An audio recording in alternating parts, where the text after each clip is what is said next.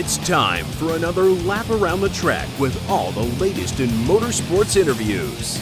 Sometimes we get bent feelings, but we can't wait for the Bent Fender podcast with your hosts, Nathan Conway and Wes Llewellyn. Hello, ladies and gentlemen, by the sound of my voice, you know it's time for another episode of the Bent Fenders podcast. My name's Nathan Conway.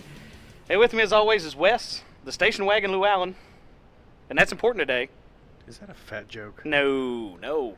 It's an alluding to our guest today, James Dockery, Trent Brooks, JT Motorsports on here, and then we're going to talk all about the wagon today. Just like a fat girl at prom, just happy to be here. That's what it says on the back of it, man. It is. It's pretty cool, man. And, that wagon has been a lot of talk this year, and both good and bad. But, we want to focus on the good because those guys are doing really well on the racetrack, have been winning a lot of races, and that wagon is, it's just fun to watch. Well, it defies expectation. It does. People see it on the track, and whether it's fans or promoters or, I'm sure other racers, I couldn't imagine what it would be like to, be a driver and see that some bitch pull out on the track for the very first time. Well, man, it's you'd thinking grocery getter for sure, man, and it is absolutely not. It's the fastest grocery getter you've ever seen, besides maybe those guys that build drag cars out of wagons. But, it's able to do a lot more than just go straight. I think one of my favorite things to do in the world when he's actually racing is to watch him get on that backstretch and just burn it up and just pass cars left and right, and it's like they're standing still. It is pretty cool, man. And, the first time you got to see the wagon, I guess, was it Windy Hollow, or did you get to see it at Cedar Ridge? It was Windy Hollow. Was it? Yeah, it was earlier this year, right? Yeah. Right? Yeah. And No. It was Paducah.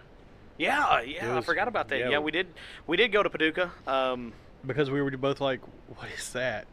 What is that station wagon doing? Well, it was running, I knew all about the wagon from when it ran previous. But, when the wagon was down there at Paducah and they had to run pretty much pure street with it, because, right. That's the lowest class they had, and running against full-blown street stock cars. I mean, it's crazy. And, ended up running second, but ended up coming out with the win that night. Hey, you take them however you can get them, and a win's a win, and that's the way I look at it. So, absolutely. It's pretty cool, man, that they were able to do that and, come away with it and in some place that they had never been before. James had never been there. So that's pretty cool, and we're going to ask him about that. And as far as Paducah goes, I mean, it was my first and only time to have gotten to go to that track, and it's a sad thing that we don't get to go to that track anymore because it's a good facility. I enjoyed being there. Well, it is a good facility, and it always has been, and I'm glad that you got to go before they shut it down this year. But I hope they're going to open it back up. Who knows what's going to happen? We can't speak to the legality of it. We've heard different kind of stories, and one says something, the other says the other. But it's been a hot button issue down there in Paducah. I mean, right. It's all over Facebook. See the news reports from what's going on with the track, and Beacon Dragway, right across the street, having a great season, running every weekend, and it's a shame that maybe the two tracks couldn't have come together and helped each other. But well, I know it's one of the tracks that you wanted to get to run at as well. So I hate that you don't get that opportunity. So maybe next season. Yeah, it seems like we always get thwarted on we want to go to a different track, and that's probably my fault for waiting so long. But you got to do it when you can do it, and right. We couldn't do it at the time. We can't really do it right now, but we're going to get there. It's okay. Sure. Just trying to get a few things redone, and we're going to be okay. So Paducah was one of those tracks I wanted to go to. Kentucky Lake Motor Speedway was close to my heart. I really wanted to go there. I can't run their caliber of classes really, but talking to Shane Sullivan a couple weeks ago, he said, "Does it really matter? I mean, just build your car the way you want to build your car, guys." And I'm not saying build it illegally. I'm just saying build the car, the way you want to race it or whatever, and just go where you want to race. If you want to go to Paducah, go to Paducah. If you want to go to Windy Hollow, go to Windy Hollow, Cedar Ridge, whatever. I know how deep the competitive streak runs. I don't have it, and that's not necessarily a bad thing, but I know that you guys as racers, that's a huge thing. You guys are all competitive. I think if you had grocery carts in a parking lot, you could make a hell of a race out of it. But I just feel like even if you can't, run in the top three, get out there and get the experience. Run around the track, have a good time with it.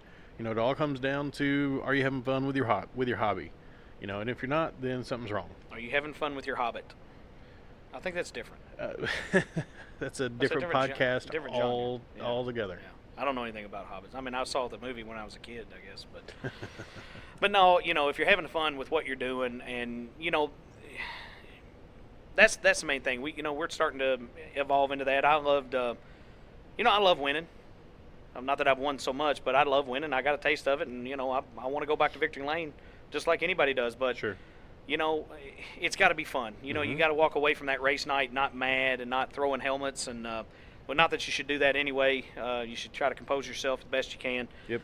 But my fire is there to win, and but as long as I can have fun, and I think once we get back out there, that's our main goal. Try to hit a couple of different tracks that we can go and race at, and just come away from this season that we did a little bit of something. Had some fun, worked on the car, got to set up better, whatever we got to do. The only way you're going to do that's on the track. You can't really, you can do it in the garage, but you don't know how it's going to run until you get it out on the track. So that's very true.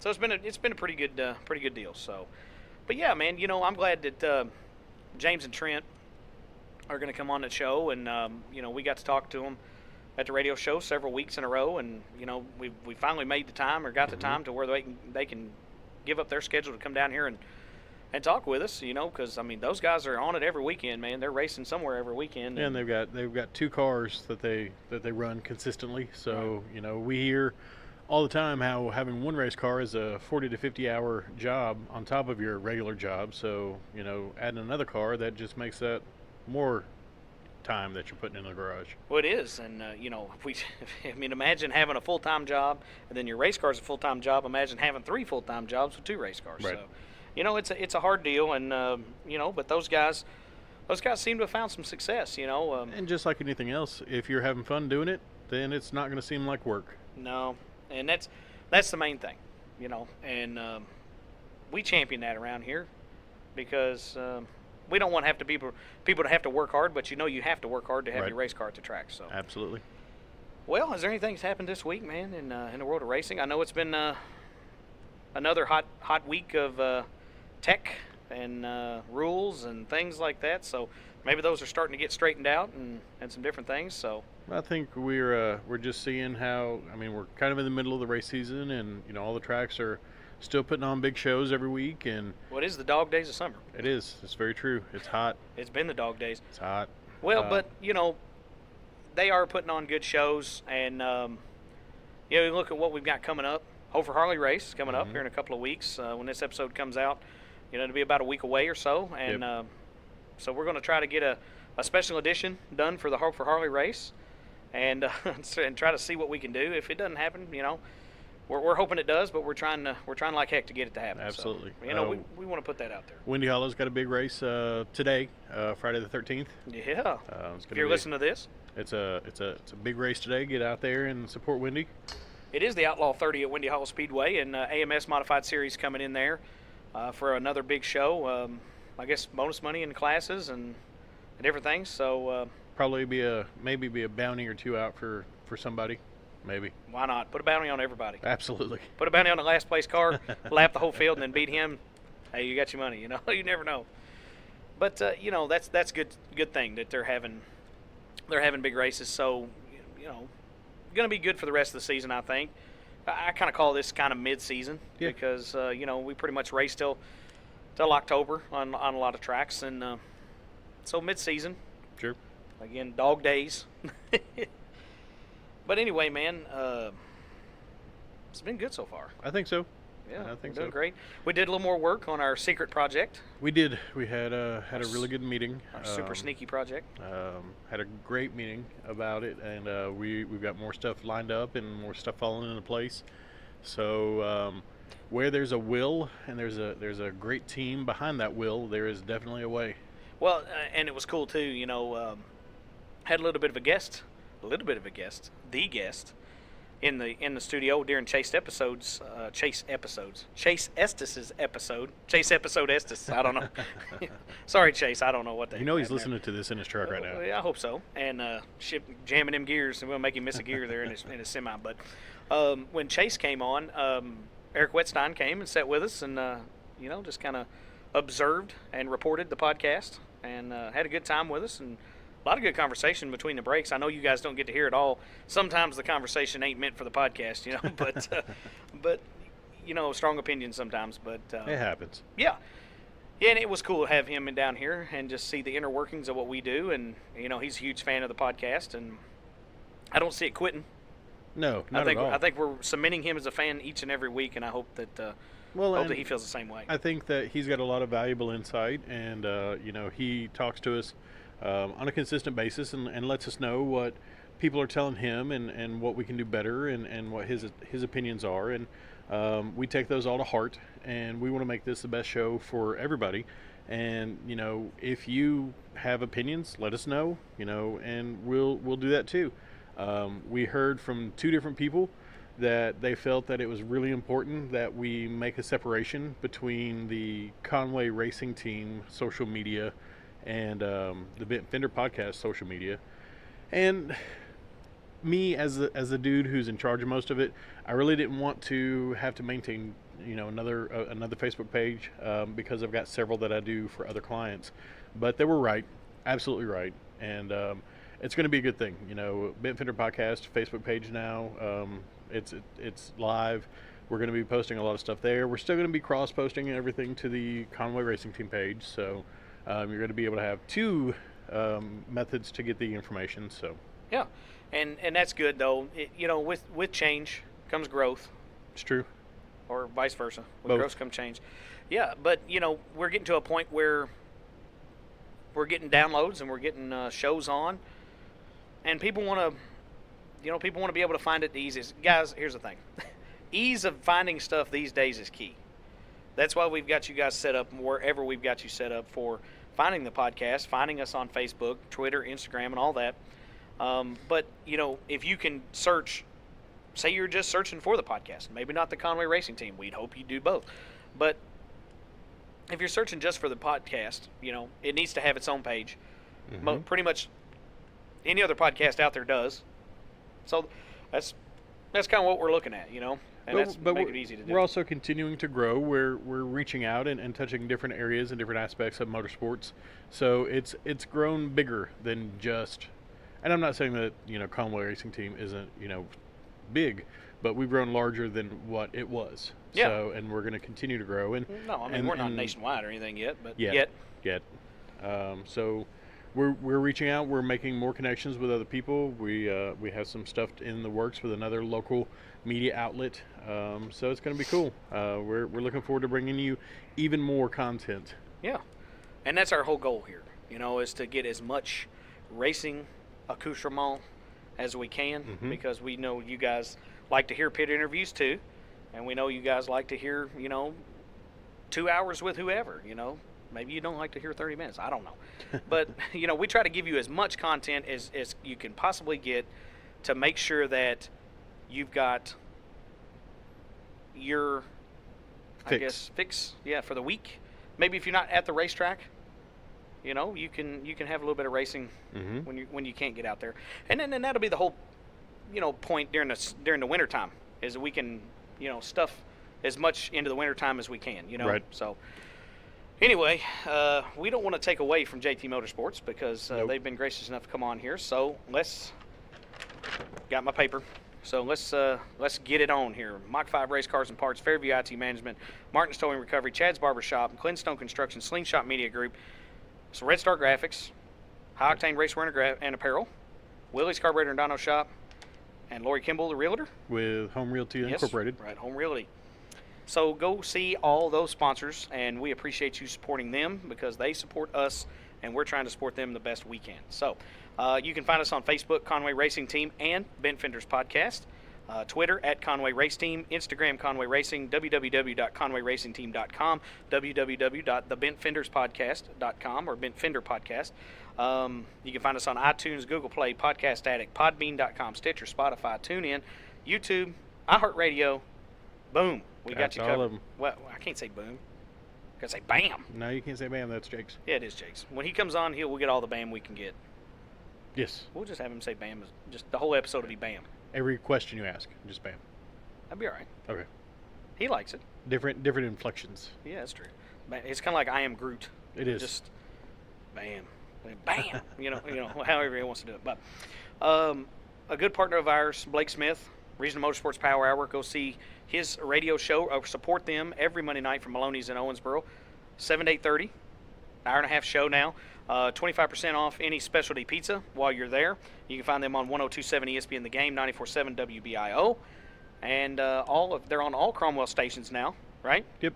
So that's a pretty good announcement coming out this week. So make sure you go support Blake and his show because it's a good way. Guys, we talk about getting sponsors out there all the time. It's a great way to do it. Don't take just a few minutes, and you can hammer down on all your sponsors and get their names out there, and that's important to them. And most of the time, you can either find myself or Nathan at the radio show. And if you want to get on our podcast and you don't know how to contact us, I don't know how you wouldn't, but if you see us at the radio show, let us know. And we'll get you scheduled in and get you on. Well, I mean, how many times, in the last 2 or 3 times, I mean, we've talked to people at the radio show that expressed interest in wanting to come on. We've got them on a podcast. So, we have. I mean, it's real easy to do. You guys, don't get us wrong. You don't have to come to us. But, if you want to do it, by all means, we're super busy a lot of the week. So come to us too. Just say, hey, I'd love to do it, and we can start working with you. We'll get a plan together when we can get you scheduled and we can get you on here. So. And I really don't think that we're going to turn anybody away. Yeah. If you want to do it and you want to give us your time, then we'll sit down and record with you. Right. Well, normally this is the point where we're like, hey, man, we got to get in the car and go somewhere. But the good thing about it is Gabriel Kirtley down at Fairview IT Management has been gracious enough to let us start using their podcast space a little bit to record some episodes, letting us stretch out on the couch or whatever. But it's been a good deal. So we don't have to get in the car today. We get to just go to break and come back and have our guests on. Yeah, I think they're pulling in right now. Yeah, so we better do that. So, guys, hang around after the break for JT Motorsports. We'll be right back. Are you looking for a hometown barbershop specializing in the best haircuts in Western Kentucky?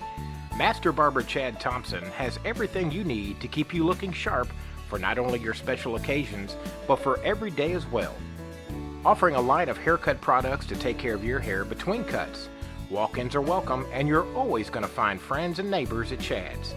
You can find Chad at 10655 Highway 764 in Whitesville, Kentucky, or you can give him a call at 270-903-8183. All right, we're back from the break, and we're sitting here with James Dockery, Trent Brooks, and JT Motorsports, Dockery Motorsports. So, I mean, it is 2 separate race teams, but you guys kind of together for this season, and man, just tell us who you are, tell us a little about yourself, and welcome to the show, guys. Thanks for having us. Well, me and Trent kind of got together last year on the scrapper deal. We kind of went traveling, I guess not really traveling, but we was racing scrappers, Windy Hollow and KMS, and right. He was helping Robert fill back, and I helped Robert's my cousin, so right. We was helping him. Robert, and then, like I said, Trent had scrappers all year, but, I kind of had one night at Windy Hollow. Well, I was joking with him, I think. Something about driving the scrapper. He said, well, I can't exactly remember exactly what he said, but something about if, I don't care if you drive it. I don't know. He said something funny. I can't remember. But anyways, that's how me and Trent hooked up racing together was the scrappers last year. But, him and Jacob Richmond had a Rusty Boat car the year before. What year was that, Trent? 2016. 2016, and I race against them every night at Cedar Ridge. And, right. They was hard to beat. I only beat them one time. I only had my stuff together one time, but that was the good show, the big show. Well, ain't nothing wrong with that. No. Last few years before me and Trent got together with a wagon, my years have been kind of crappy. Well, I'll tell you what. Well, why don't we talk about? We'll start there. All right. And we'll go back from the beginning, and then we'll get on Trent. We'll hear his story as well. Let's hear it. So when you guys got started, just talk about what got you into the racing scene. Was it going with your dad or your uncle, or what got you into racing, man? Well, what got me into racing was it's been in my family since both the track in McHenry. My uncle built it, and he also built Cedar Ridge. So wow. Sam Hines, like I said, he built both tracks, and he's what got my family into racing. Which he's my mom's brother. He got us he got my dad into it, and I think 86 or 87. And then my dad had always helped him, and then he got into it himself, and they helped him get a car together. And he started racing, and he accumulated a bunch of parts from then 86. I think he stopped racing. My dad stopped racing somewhere in 91, 2 or 3, because he had three kids and family. Family time, I reckon. It absolutely cuts into it. Yeah, family time definitely does. But he quit in 2003, or I said 2000. I'm sorry. He quit in 93, and then I got into high school, 13 years old. He picked back up again, and that's when I really got into it. Was whenever he started back. I think he started back in 2003 or 2004. I'm not 100% sure on that. Well, for everybody that doesn't know, who was your dad? My dad is Dockery. Dockery. I've raced against him myself. So. Yeah. He's like I said, my uncle Sam Hines, he got us all into it pretty much, and right. Johnny Hines and the whole Hines family. But like I said, my dad he got back into it somewhere around 2003 or 4, anyways. But the year he got into it was the year I drove my first race car. I was 13, and we was at Brownsville, Test and Tune Brownsville. It was like I said, 2003, 2004, one of them years. That's been 12, 13 years ago. But anyways, we got up there, pulled up the staging lanes. I was terrified. I think I pissed myself a little bit sitting there. The car, it was a thrown together car. It was pretty much junk compared to stuff we've been running nowadays. It was a pile. I ain't gonna lie. Sorry, Dad, but it was a pile. No power steering. I was 13 years old. Standard transmission, 3-speed. I got out there, and he said, put it in second gear and take off. He had me so tight in the straps, I couldn't reach the shifter to shift it. I couldn't do nothing. Only thing I could reach was the steering wheel, clutch, gas, and brake. And I couldn't even reach the ignition switch. That's how tight he had me in the seats, which I guess I can understand, me being 13 and him, my first time out. Now, I'm his son and all that. But I got out there, and I started making laps.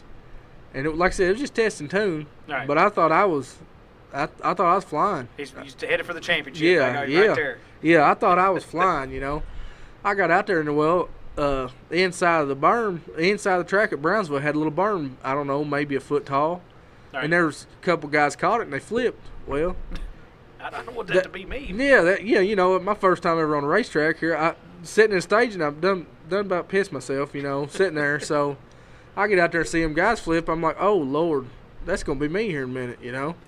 So there's a yellow flag, caution red or something. I can't reach the clutch, and they don't know that. They're trying to get me to stop. I'm still rolling around. Motoring around, just putting around under idle. Still motoring around. I can reach the brake, but getting the clutch all the way to the floor was I couldn't do it. Right. So I couldn't get the clutch all the way to the floor to pull it out of gear. And here I am, 13. I didn't know what I was doing. Right. I had no clue. I just know I couldn't stop. So finally, Make sure I don't hit nothing. Yeah. Finally, I got the clutch about halfway in. Somebody reached in and hit the kill switch on me. And I sat there on the racetrack for probably 10 minutes while they got that other guy flipped. We went back to testing and tuning there, and I almost did what they did. I got up on that little berm on the inside of the track, and the car jumped sideways, and I thought I was going to go take a tumble too, so I think I dribbled a little bit more in my britches. I was just terrified, man, but ever since then, I've been hooked, I haven't really got to run full race seasons. I was just 13. My dad raced 2 full seasons that year. That year, I'm thinking it's 2004, 2005, and 2006. He raced 3 full seasons, and then he kind of just it got boring because it cost so much money. I mean, back then it doesn't cost. It costs more now than it does then, yeah. But back then it was just he was still supporting family and stuff. Even in 2006, Yeah. He was still he did them 3 seasons. He never won a feature race, and I don't think he's ever actually won a feature race, but he won a bunch of consolation races back in the day when Morgantown or McHenry and them, they had 50, 60 bomber cars is what we call them now. But he stayed with it. He kept going, kept digging. The first year he started back racing in 2004, he actually tied for the championship And the only reason he didn't win the championship that year is because the guy that tied with him, finished one spot ahead of him in the feature that night. So that they kind of just, and which Dad was tickled with it. He had to slow. He got lapped 2 or 3 times every time he was there, but he was there to finish every night. He took the checkered flag. That's half the battle right there. It's just seeing those checkers every week. I mean, yeah, you might finish 5th, 8th, 10th. You might finish 1st, but you got to see those checkers to get those points. Especially when you're points racing, to be able to do any good. Yeah, I mean he wasn't points racing by no means. He just loves racing. That's like now he's 67 years old and he does not miss a race. If we go race, he don't miss it. Unless we go out of town. Yeah. Unless we go travel. He drag him up there. Yeah, like we went to Paducah earlier in the year and I couldn't get him out of the house to go. He don't like to travel. He don't like to sit and ride, I don't guess, but he still sports us 100%. Windy Hollow, Cedar Ridge, he's there every time. Yep. There you go. Well, Trent, same question to you, buddy. Let's tell us how you got into racing, you got started, and where did it all begin for you, man? Well, I guess since birth, my uncle raced back when his dad and uncle and all of them raced. He drove a big Monte Carlo. Been going to the races about all my life, and I was about 98, which I wasn't 6, 7 years old. The guy my dad worked for started a street stock team at that time, which is about rusty boats nowadays. Yeah. Started. I've always been around cars, been around the shop all my life, and help them on the cars, and they got real serious in it about 2000, 2001. They end up winning the street stock championship that year, and it kind of feels like it does nowadays. Every weekend we'd go to the track, we'd have to fight our way in, fight our way out. They'd tear it down, protest. Just you guys don't do that. Y'all are good. You just roll in, be quiet, race, and leave, right? That's how it goes for you guys. Well, that's the sad part is, usually you don't hear nothing out of us. Yeah, that's true. We try to be quiet, Anytime they disqualified us, you don't, whatever, we'll fix it and be back next week and smoke your ass again. It is what it is. But they kind of went into they won the championship at 2001, then they went into open wheels. He bought his first open wheel from Mike Marler and Jimmy Owens. At that time, it was loose gruff, and we run modifieds 2 or 3 years there, helping them on that. Got to become good friends with a boy named Dustin Belcher, and we run around a lot together.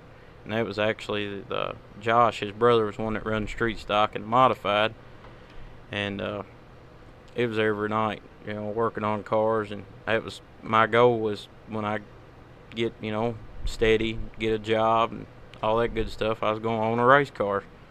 And 2016, well, it was 15, Richmond, which I grew up with him, and he's like, man, let's, he said, I found a car on the internet down in Clarksville, a guy wants to trade for my dirt bike. And I said, well, let's go look at it. It was about a 81, 82 Camaro. We ended up trading for it and throw the old junk motor in it. We raced. Didn't really do no good. I think he run it 4 times, and boy T-boned him in the infield and kind of junked that car. And I took it to a buddy of mine up Glasgow and said, hey, man, I ain't got the frame rack or nothing to fix this thing. I said, you fix it for me. He said, yeah, we'll see what we can do. Well, he had a little metric Cutlass sitting back there in the corner that just had the cage sitting on the frame. That was it. I told Richmond on the way home, we dropped the car off. I said, what do you think about getting a metric car, that's all we've ever had. We never really run leaf springs. Yeah.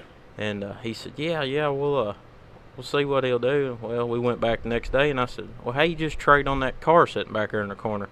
I said, I'll keep all my stuff to make that one race ready. Me and Richmond will come up here and we'll trade motors and transmissions and the rear ends and do whatever we need to do. I said, you put a body on it for me and we'll pick it up. He said, well, I kind of want the 9-inch for my boy's car, so we'll trade and y'all just buy the rest of the roll cage material and I'll put the car together. Well, we got that car. it was a little more longer, drawn out process than what I wanted because I'm really impatient. But That's a true story. we went up and picked that car up. We put that 350 in it, and it didn't last about two or three races. And Jake Hampton's like, "Hey man, I got a 305, put it in there," and it was old stock motor. Well, when the track got dry, slick old car come on. I mean, everybody else was out there spinning, and he's just flat on the floor, just riding around the top side. I think we ended up winning a couple races that year. Second year, well, first full year into it, and next year I said, we're going. My main goal was to beat Mike Boone. I mean, that's the Rusty Boat premier guy. I mean, a lot of people hates him, a lot of people likes him. I mean, so I built a $3,000 305. I mean, it was some of the best stuff you could put in one. Bought a little Chevy Malibu out of West Virginia. A lot of people call me stupid for driving 7 hours to get a race car, but it was a pretty nice piece, and we run it about 4 months, 5 months. Won 6 or 7 races. That car, I mean, that thing was a rocket. And he kind of got in the mix of some of them V6 cars one night and ended up head on into the wall and kind of wrote the book for that old car. Well, then James's cousin that week, I said, "Man, what are we gonna do?" Or well, it was that Sunday after we kind of seen the aftermath of what happened. And it pushed frame rails back under the firewall. I mean, it was just demolished. And he said, I'll give y'all the money. He said, "I know y'all ain't got the money. I'll give y'all the money. Y'all go buy y'all another car, and at the end of the year, we'll just y'all pay me half of whatever the car cost." Well, that's how I come across the station wagon. We went and looked at a couple cars, and I was on Craigslist searching 82 Malibu station wagon, 79 Malibu station wagon. There was 3 or 4 of them out there. So I called the guy on this 79 Malibu wagon. I mean, he said it was like 2 races old. I mean, he run it twice. And I said, "Man, what you bottom dollar if I come to Illinois and get that thing?" Which it was just right on the other side of Evansville. And he told me. So I said, "Hey, Rob, he wants $1,200 for it. I know it's a little more than he's wanting to spend, but looks like a pretty nice piece." So we hop in the truck that Sunday evening, head up there, get there, and the guy comes out. We're looking at it and stuff, and I said, "Get in, Richmond, and see what you think." He said, "All right." So he hops up in it, and the guy's like sitting there looking at us, and I said, "Well, do you feel safe if you flip this thing? Would you feel safe in that car?" He said, yeah. That guy kind of looked at me and him like, "Damn, y'all flip a lot of cars?" And I said, "No, no. It's just like it." He said, "Well, I ain't gonna be honest with you. I mean," he gave me a receipt for like $1,000 on the roll cage in that car. I mean, it's super nice, and we brought it. Well, we was loading it up, and that guy said, "Hold on just a minute." He said, "I gotta run in the house and grab something." He ran in the house, come back out, and he said, "Here's the title of that car." I said, what do you want me to do with the title? He said, "Well, I mean, you can just put it up or whatever." He said, "That was I guess it was been in his family for a long time. I think the title hadn't been changed hands since like 97 or something." I mean, it was. So I kind of joke about that with Mikey Gray. Hey, he talks about his station wagon. No, mine's a real station wagon. It's titled. To it and everything. But that kind of, we was going to run for points that year, and it was leading the points actually. We run the wagon. We come home that week, put all of our stuff in. We run the wagon 3 races and won 2 of the 3 races that we was in it. Which James outrun us one night with that big cheat motor at Morgantown. So that Hope for Harley special. Never done that. I ain't never gonna live that down. But then me and Richmond kind of had our spats and got out of it, and I sold the car to Jeff Christensen, and it sat there for a year. And over the winter, me and James doing that scrapper thing, and I was like, "What do you think about putting a bomber car together?" He said, "I don't know. I said, "You just drive it." I said, "I'll pay for everything, buy the car, you just drive it." Well, Jeff was dead set against selling it. I mean, it's nice. And I kept messing with him. Finally, I said, "Well, you take your money back for it." I knew what he gave for it. I mean, he bought it for me, you know. He said, "I tell you what, if you want it, you can come get it for that." And I said, "Well, give me a couple of weeks. I'll have the money scrounged up." End up buying it, and I took and had a motor built and it was a 30 over flat top motor, and it blowed up 3 laps in at Clarksville first night. So me and James scourged around and went and bought a used set of pistons from a guy in Russellville, 30 over. They're hard to find. Yeah. And we got them back to the shop. We got the block cleaned up and stuff, and went to start putting rings on the piston. And James said, "Man, this ain't gonna work. The ring gaps just ain't there, you know."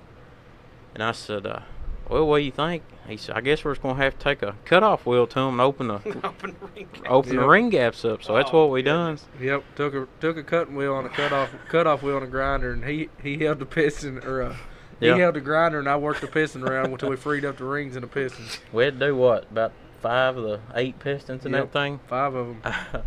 We ended up putting it together, and we had pretty good luck with that motor. We run Duck River with it, run Clarksville another time. I think we run Morgantown once with that motor. Paducah. Yep. End up winning at Paducah. Yep. With that. But, you know, after that night, James, you know, beat us down there, and we kind of got in the scrapper thing, and there at one time I had 4 or 5 scrapper cars, and James like, "Why don't you just let me drive one?" I said, "Well, hell, just get in one drive, you know, I don't care." At that time, you know, I was buying them for $150, then go out there, beat the hell out of them, take them junkyard, sell them for $300, you know. Yeah. And then we end up getting some pretty fast scrapper cars, and won quite a bit of money. I don't know, I think we won about $1,200-$1,500 at that one car. Like that Monte Carlo? It in the Bonneville. Yeah. I gave $150 for the Monte Carlo, and I gave $250 for the Bonneville. And between them 2 cars, we won about $1,500 between Windy Hollow and. Boy, that Bonneville's fast. Yeah. That Bonneville's real fast, especially at KMS. They're, you know, blacktop asphalt. It ain't nothing to spin on. You know, KMS had that big track. You run the front stretch of cane and the whole back stretch. Yeah. Well, whenever we had it was still a scrapper car because we did end up stripping it and putting a cage in it, run bomber with it at Morgantown. But anyways, we would end up, I'd sell that thing off in the turn 3 corner at KMS there at 92 mile an hour in a scrapper car. With nothing but front brakes. Nothing but front brakes and no cage, you know. And I thought to myself, holy cow, what if I did sell it off in there one time and brake line? Because like I said, it didn't have nothing but front brakes. And, you know, if it had rear brakes, I probably could have gotten in there a little bit harder. But that's about all I wanted. 92 mile an hour is all I needed going off into 3 at KMS. Then we pull up in there. Y'all just have the straight belt. Yeah, it was factory. It still had the windshield and everything in it. We just rolled the windows down. I mean, it was a factory car. Then 92 mile an hour. We rode in there at one night. They was having a, what was it, 500 to win. 500 to win the scrapper race. You know, we've been having real good luck. Before we got there, we always stopped at the gas station there before you turned into KMS. And my girlfriend said, "You think we ought to put gas in the car? You checked it?" And I said, "No, we run it last night. You know, I put 5 gallon in it before we went out there." It don't burn that much. And, well, I didn't take in consideration that he run it, a heat race, a feature. Then it sat in the infield and idle because the battery went dead. And his wife drove it in the powder puff.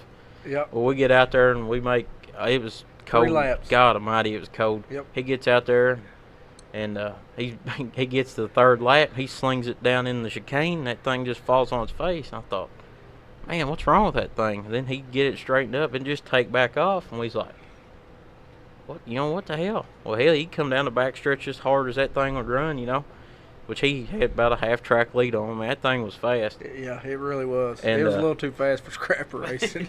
finally, the field caught up with him, and I think it was like 20 or 25 laps or something. 20 laps. And he come in, and I said, "What's wrong with that thing?" And he ended up finishing 3rd. Yeah. 3rd. I said, "What's wrong with that thing?" He said, "You ain't going to believe it, but well, I ain't even going to tell you because your girlfriend's standing there." Later on, we was loading the car up, and he said, "Somebody's running out of gas." He's like, well. Yeah. He said, every time I'd sling it in the corner, he said, just boom. Then it'd pick back up and go and it'd straighten up. Going through that chicane, it'd just fall on its face, and then it'd pick the fuel back up in white cap of front tires, and we'd take off. You almost needed to deploy the trunk monkey on that deal. Yeah. Guy hanging out the back just pouring a gas can in it. We 5 gallons would have made it all the way, baby. Well, yeah. I think if we'd had 2 or 3 gallon in it anyways, if we just stopped and put $5 in it, it'd probably made it. But We still don't live that one down from his No. dad or my girlfriend. So No, my dad's he drills us all the time.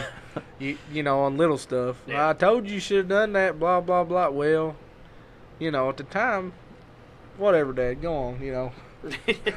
Yeah. And the whole gas thing, he's always drilled us on the whole gas situation. y'all put gas in that thing? Yep, all the time. And yeah, we got it. Did you get it? You sure? Do I need to check it? No, Dad, we're good. We got it this time. we Yeah.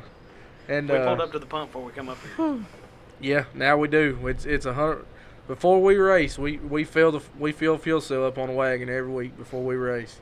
It's a good idea. Usually I run out the top. I make because He runs about 2 gallon out on the ground every time. But it's just just what I do. Well, you guys ain't no stranger to winning, so it's okay. We pour one out for our homies there. Well, on our gas. we win, but we don't win. You know, that's how it works, though. It gets in there. You know, I mean, either way. Yeah, we since this year the wagon in the class we built for Bomber, counting all the let's just put it this way, we've only lost 2 races in that car that we finished. Yeah. Very first race at Windy Hollow in the Bomber, we broke the axle housing in half. the whole housing. The whole housing, pulled the axle too. I mean, it just broke it right in half. Well, we didn't finish that night. Next night we went back and won. Windy Hall is the only place we've lost a race and finished. We lost to Shane Sullivan once and Brent Fair once. You know. I got to see both of those races. I mean, I wasn't there, but I got to see them on video, and man, them races were wild.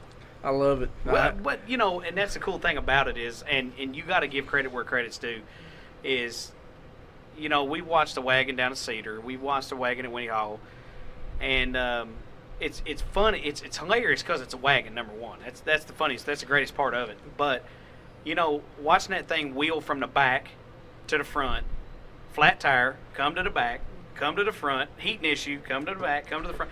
I mean, that's cool to see it coming up through there. You know what I mean? Yeah, we have a little trouble with the heating problem at Windy Hollow. We don't if we start out front, but we started 17th that night because Right. It was big. It was 700 to win for Bomber, and it was 100 for the quick 6. Yeah, and if you finish 200 if you started in the back. Yeah, and you give me a chance starting the back 17, I'm gonna do it. No, might as well. And it's like I said, Windy Hall is hard on equipment. Yeah. It's hard on shock, springs, bushings, motors, transmissions.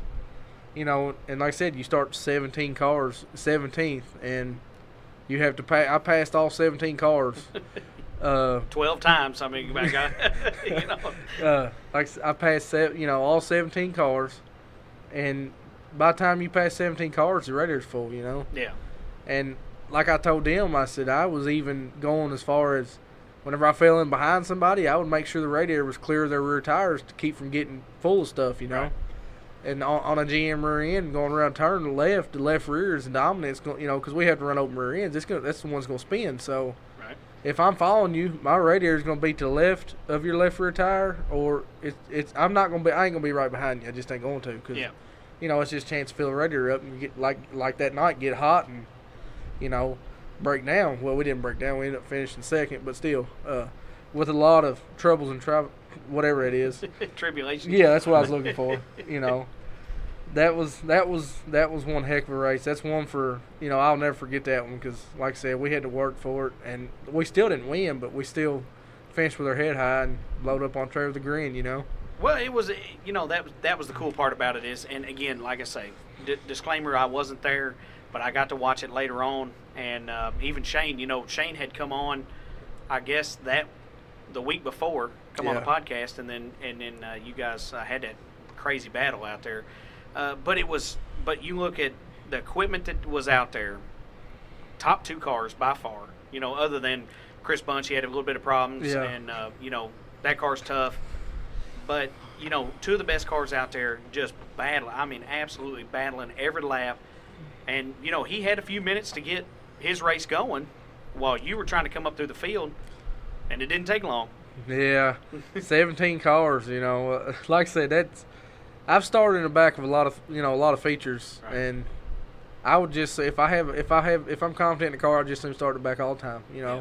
I love racing. I love winning. But to me, the story's a lot better. I started 19th and I won. You know. Yeah. Other than I won my heat and feature, and I started pole, and I jumped out led green checkered. Don't get me wrong, I love winning. Yeah, absolutely. But the story's a hell of a lot better if you started 19th or 20th and you come through the pack and you win. You know. Yeah. That's just like the big race. Whatever. What was it? That we could have won 1,000. Was that what it was? Yeah, it'd been 1,000. You know, I chose to start 17th. I drove to the lead. Me and Chris Bunch. Actually, I drove second. Me and Chris Bunch got together. He got a little mad and tried to take me out, and I got the lead. You know. All right. Past 17 cars. Well, 2 to go. We get a caution. The car's hot. I got to pull off. They got to spray the radiator out. Come back on the track. I think I restarted 8th. All right. And I drove back up, and I come to the checker flag. I was all over second place, and we went across the line, and I finished second. I passed 6 more cars. Yeah. So it's just stories, man. If I can make a show and put on a show and make a story out of it, that's what I'm gonna do.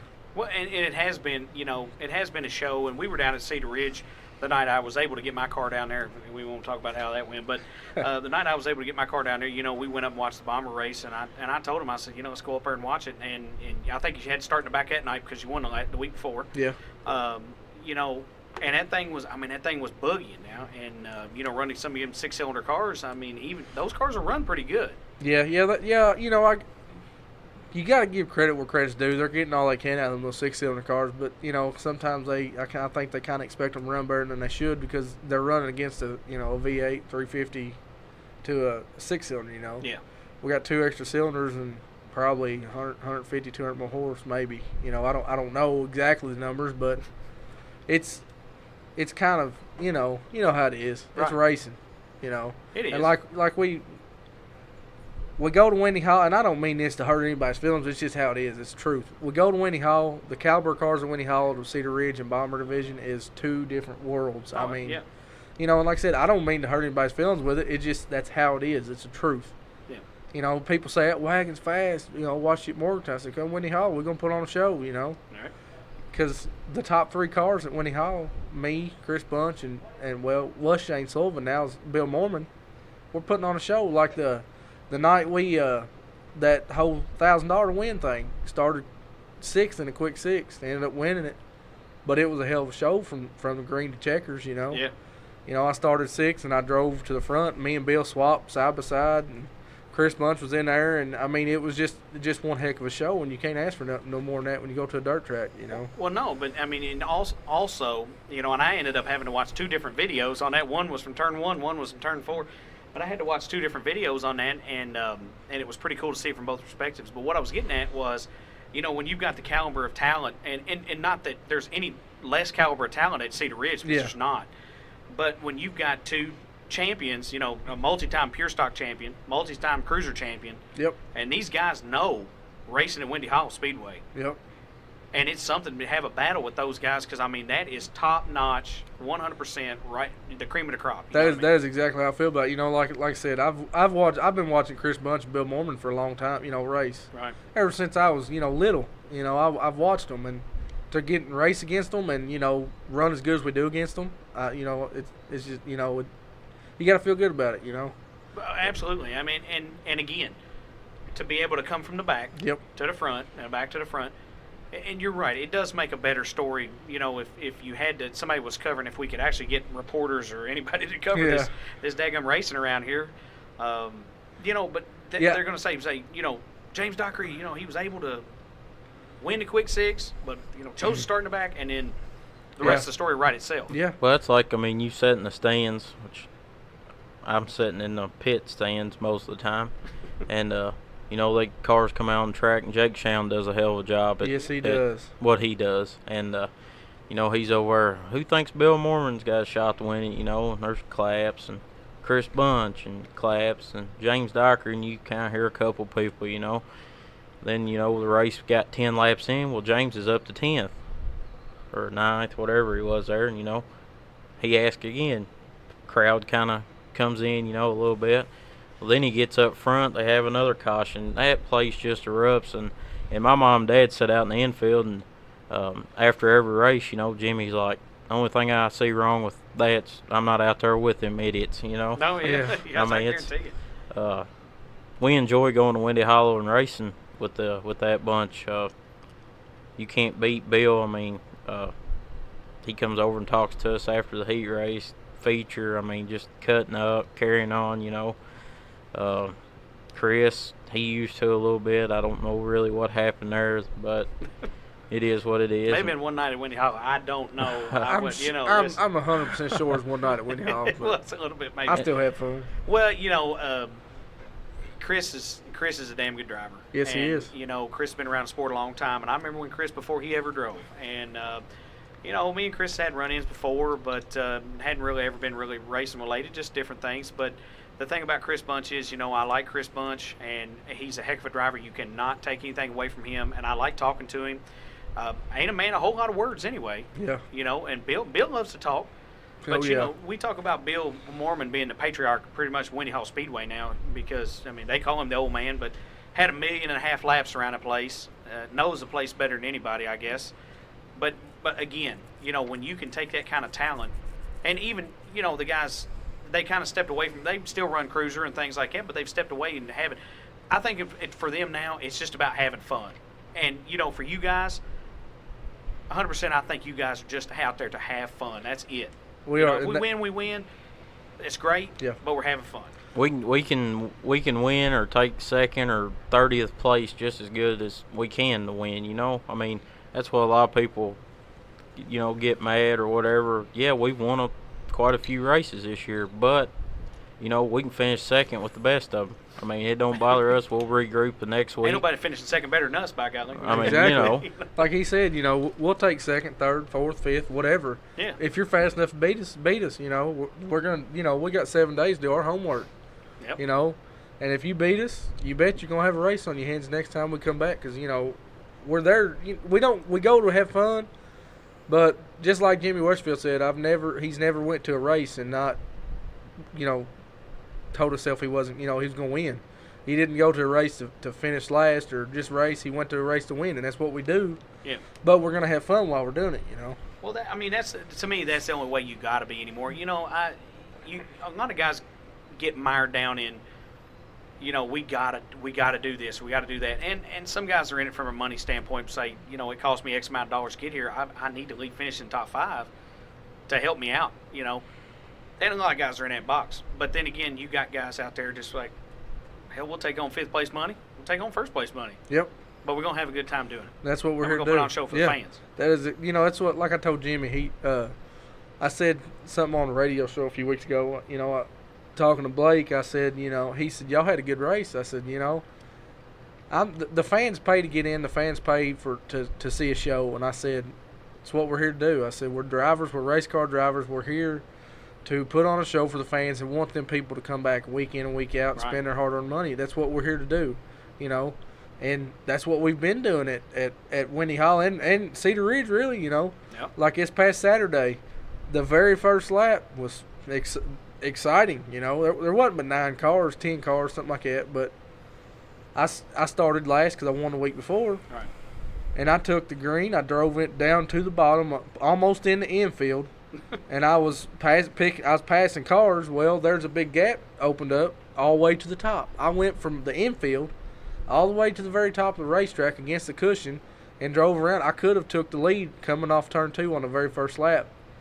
And that, to me, that was a blast. Yeah. You know, the first lap was a blast, and then I fell in second, and I followed the 47 car there for a long time. I think 3 or 4 laps wasn't a real long time, but anyways, I followed him and ended up working and getting around him, and I ended up checking out and winning. Well, I didn't win. I got DQ'd from a motor mounts and oil pan, but that's a different story. It happens. It happens. So, you know, like if I can make something exciting on the racetrack, I'm going to, just because, like I said, the fans paid for us to put on a show. Right. And if it wasn't for them people, we wouldn't be racing, you know. Absolutely, and I think one of the best things about it is you hear when they ask about, you know, who thinks the wagon's got a chance to win tonight? Because, I mean, yeah, they say Dockery or whoever, you know, but they always talk about the wagon, you know, and they say, but I think, again, going back to, it's just unique, you know what I mean? I guess you can think about when Jeff Macy drove it's a sore spot for him, when he drove the El Camino. Yeah. It's just something different. Yeah. And it's cool because you know, across the country, wagons are kind of taking off a little bit. You know, more of the street stock stuff. It's what you see with the aftermarket bodies. But you guys got stock body. Yep, you don't see a stock body wagon on a racetrack. You just don't, you know. Like you said, the whole sheet metal body wagon thing's coming on and livening up. But you don't see a stock. I mean, with windows and stuff, it could be a tagged entitled wagon, you know. Right. But you just don't see a full body wagon. And to see it run as good as it does, it's kind of, I think it's neat. You know, if I was somebody sitting in the stands and, like Clarksville that night, we went to Clarksville. Well, no, it was Paducah. We went to Paducah. There wasn't but 4 cars that signed up for the Pure Street class. We was one of them. Yep. And then we ended up, there wasn't but 2 of us that started the feature. Mm-hmm.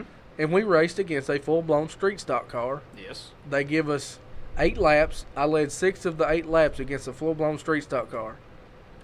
And we got to the tech line. They laughed at the wagon because it had factory control arms top and bottom. They was expecting a full-blown race car, and it wasn't. It's a stock. We had cast iron manifolds, cast iron intake. That guy had a big, you know, Victor Jr., 4-barrel Holly. We was on a Quadrajet. Dart block. Yeah, dart. I mean, that was a full-blown street stock car, and they just could not believe that the wagon, you know, which the track was like a plowed field. Oh, it was. You know, rough, it was the roughest racetrack I've ever been on. But I watched other cars. I watched the modifieds and the limited late models, and I watched them. And there were some guys that was rolling around the very, very top, and 2 or 3 feet from the wall, and that was the only smooth line around. Well, I took that advantage. You know, I run a 3 or 4 feet from the wall, and I didn't hardly hit a hole. That boy was trying to drive through the holes, and here I was. He'd run me down. I could hear him. He'd run me down on the straightaways and drive in the corner a lot harder than I would. And I'd lift a little and roll around the top and come off the top of 3 and 4 hard, you know. And I'd just shoot right back past him down there about the flag stand. That happened the whole race. Now, like I said, I led 6 of the 8 laps against a full-blown street. I was tickled. Yeah. Even though it wasn't but 2 of us, it was about the best show of the night, they said, you know. Well, it was, and we can talk to that because me and Wes and my wife we went down there that night. It was get in free. Had to mention the radio station, either though you just walked right into the damn gate. But but it was funny because I was like, you know, me personally, I want to see the Pure Street class because if I would have come down there, if I was going to get the chance, I know we're not going to now, but if we got the chance to go down there, I was going to have to run Pure Street. I couldn't run Southern Street Stock. But it was funny when the wagon pulled out on the track. I'm like, holy crap, the wagon's here, man! Heck yeah, you know. And it was something to see, man. It was funny, and then it was awesome at the same time. Oh yeah, you know, we had 2 guys. We don't know if Adam or Eve, but they come up to us after the races. And we stand in tech line. 'Cause I think we may have been the last show of the night. I'm not sure, but anyways, we pulled the hood. Like I said, we pulled the hood on a wagon, and they just went to laughing because, like I said, it had stock upper control arm. It's stock everything, stock mount everything. Stock springs in the back, stock springs in the front. I mean, or it is now. Is this that today? No, I'm just playing. No, I mean, it was what it was then. Other than we had the 30 over motor, but I mean, they just laughed at us like, why'd y'all even bring that down here? You know, to run with us? And we thought, hell, there wasn't nothing else going on Saturday night or Friday night. We just kind of ventured down there. So, you know, I've been to Paducah and Wash, and James like, I don't guess I've really ever been there. That's my first time ever there. And you know, and I mean, we did finish second, but whenever we finished second to a street stock car, and I led 6 of the 8 laps, and then, you know, you still got to go through tech line just like everybody else, like we do at Morgantown and Cedar Ridge or Winnie Hall. Yep. You still got to go through tech. I think we need anywhere and get it, you know, especially like I said, against a full-blown street stock car. Right. You know, dart block, dart head. I mean, it was dart everything. And I said, whoa, our little standard was 30 over flat top motor run with this guy. So, you know, I'll take it. Well, guys, what we're going to do right now, we're going to go ahead and take a little break. We got to pay the bills around here. I know we love talking, but we got to pay the bills on the podcast. So we're going to take a break, and we'll be back on the other side, and we'll continue the conversation, all right? Good deal. You know Fairview IT Management is your one-stop shop for all your home computing needs. But did you know they are also one of Owensboro's leading business automation services, offering network automation, system administration, and remote managed support? Fairview IT Management can become your help desk to help you reduce staffing costs and keep your bottom line low. Give Gabriel Kirtley a call at 270-228-4339 for all your business technology needs. All right, we're back from break here. We're talking to James Dockery and Trent Brooks. guys, I want you to talk a minute about. We went through some of the trials and tribulations at Cedar Ridge Speedway and Windy Hall Speedway, but you guys did take a venture down to Duck River Speedway in Tennessee. I guess was that the first run in the wagon this year? No, I think that was the second, wasn't it? Yeah, second run. Clarksville. Yeah, in there. second, because we blowed the motor up Clarksville, and me and Trent built one, and we said, hell, we're going to drive 3 hours and see if our new motor holds up, and it did, you know. Right. Went to Duck River Raceway Park, and let me tell you, that was a whole different ball game. Whole different ball game, you know. I think what they call it class, pure stock, pure street. Yeah. Pretty much like a cruiser car, you know, around here. But I think you started on the pole too. In the I heat started race. on the pole in the heat race. Yes, I did. I went backwards. You know, but I was learning. Yeah. That's like I said, whole different ball game. They think tracks, you know, like Morgantown and Windy Hall slick. Go to Duck River. They had a tire roll, H500s, and well, we don't run them around here. We run street tires, DOTs. Well, that's what we had was this new set of DOTs. And I'm pretty sure after the heat race, the track went from, it was black slick the whole night, anyways. Right. But it went from the heat race. It had a little bit of dust on it. Not much, but just a little. You know, I tried the top. There wasn't nobody at the top. Then everybody was running against the tires on the bottom. Well, I have never run the bottom of a racetrack in my life. I've always been the guy up against the cushion wide open. You know, that's me. I learned it. You better get on the bottom fast. You're going to lose a bunch of spots. So I kind of dove down to the bottom. And I just, you know, I started learning. It was just a learning experience for me because I've never been on a track that slick in my life. Right. I've, you know, like Windy Hollow, like I was telling you in the break, you know, going to the backstretch, I don't think this past weekend, I didn't really open the car up because it was so slick off 2 till about the middle of the backstretch. Well, the only time you opened it up was on entry of the corner. That's right. You'd be almost into the 4 barrels on a quadrijet at entry of the next corner. Wow. And then you're on the brakes. And I've never brake drove a car in my life. Mm-hmm. You know, like I told you, I'm a top feeder.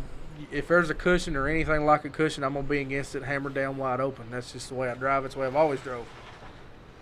Duck River? No. I started pulling the heat race, and I learned real quick that it's not like that, and I went backwards. You know, I think there was 19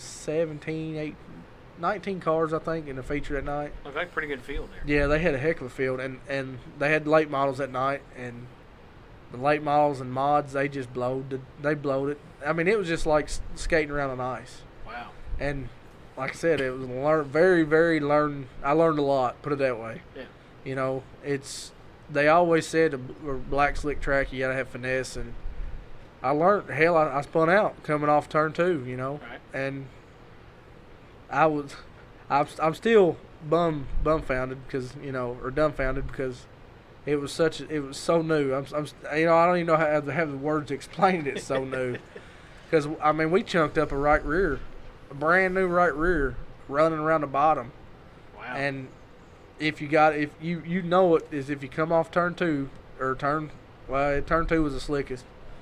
Because there was a little bit of bank, not a whole lot, and around the bottom there wasn't any banking. Right. You know, it's kind of flat down there.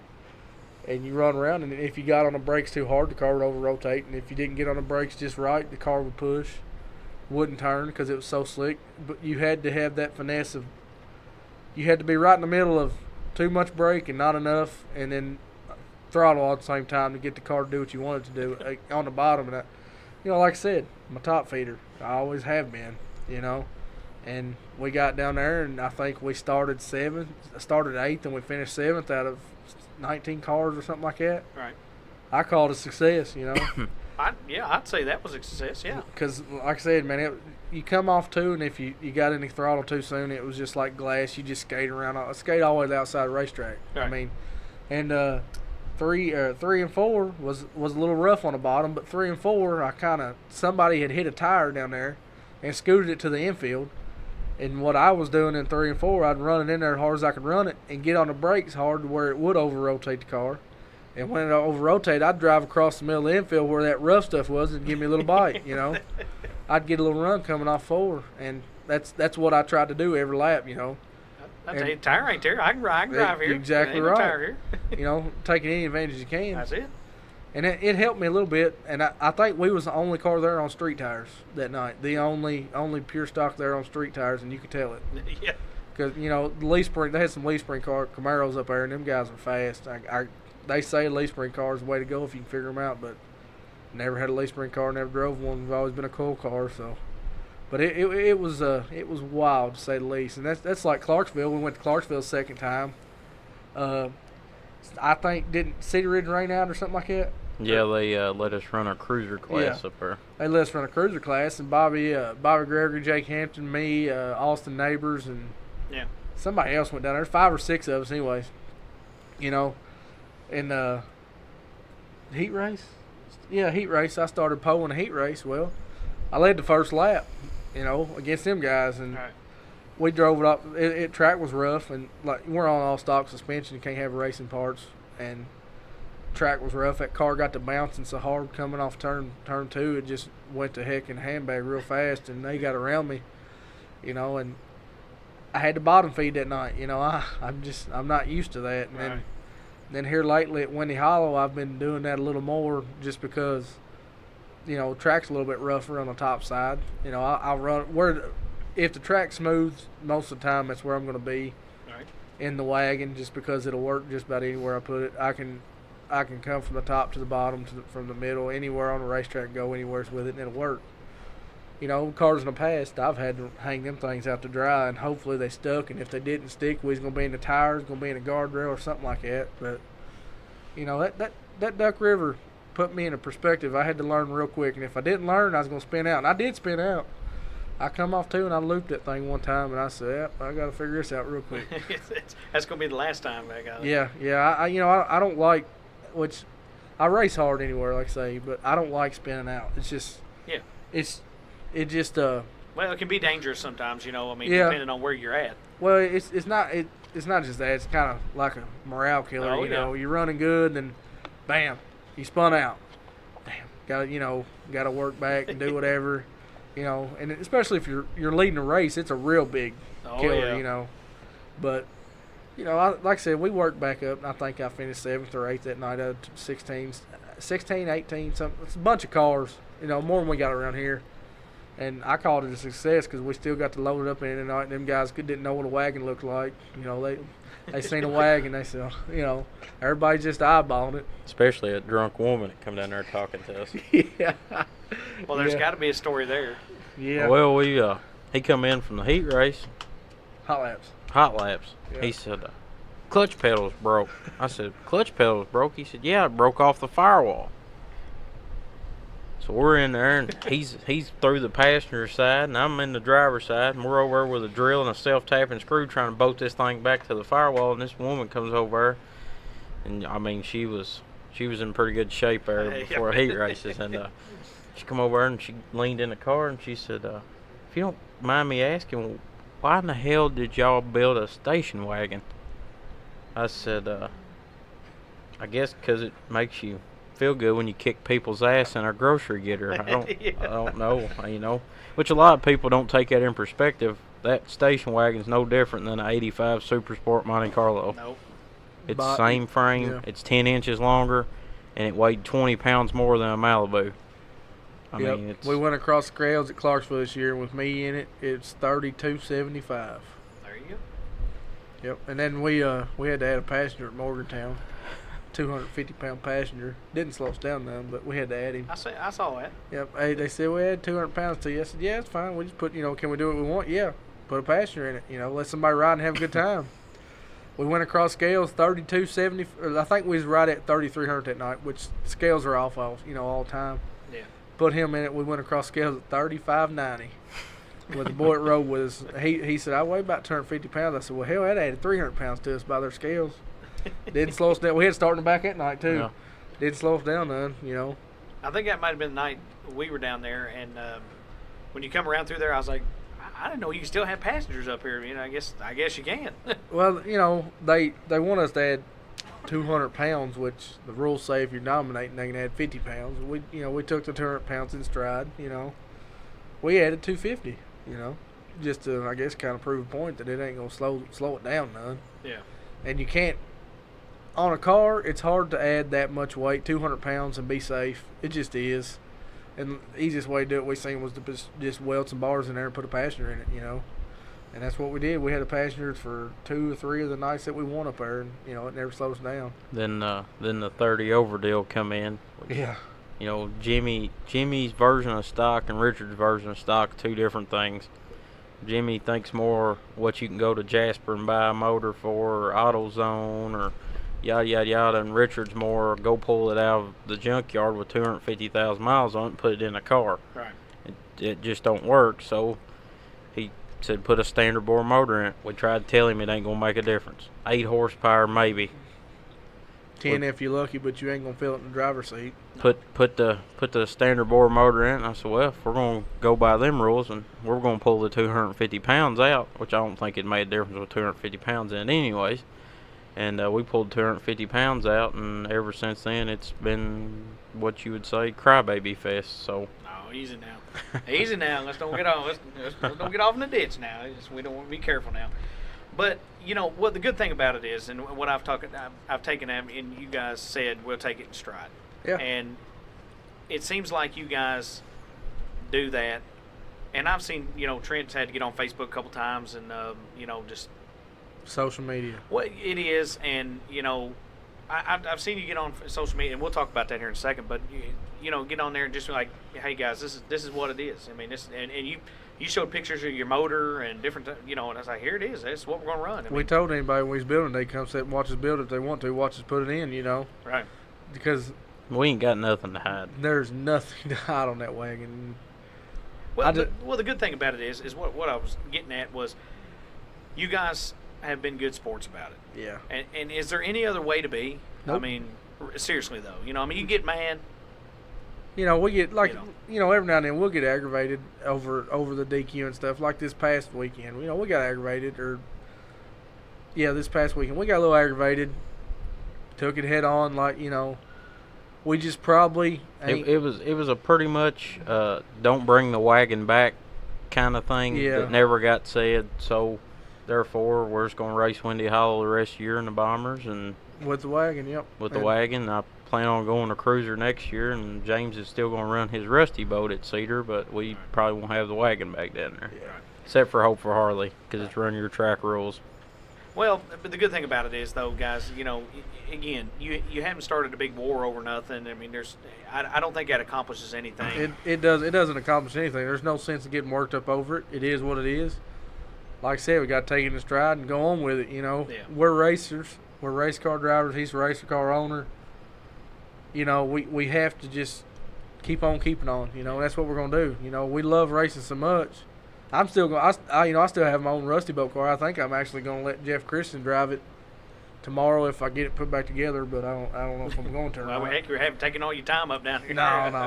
No. It just needs power steering pump, little stuff. But anyways, I think, you know, because Jeff has helped me out a lot these past few years. You know, he's a carburetor guy.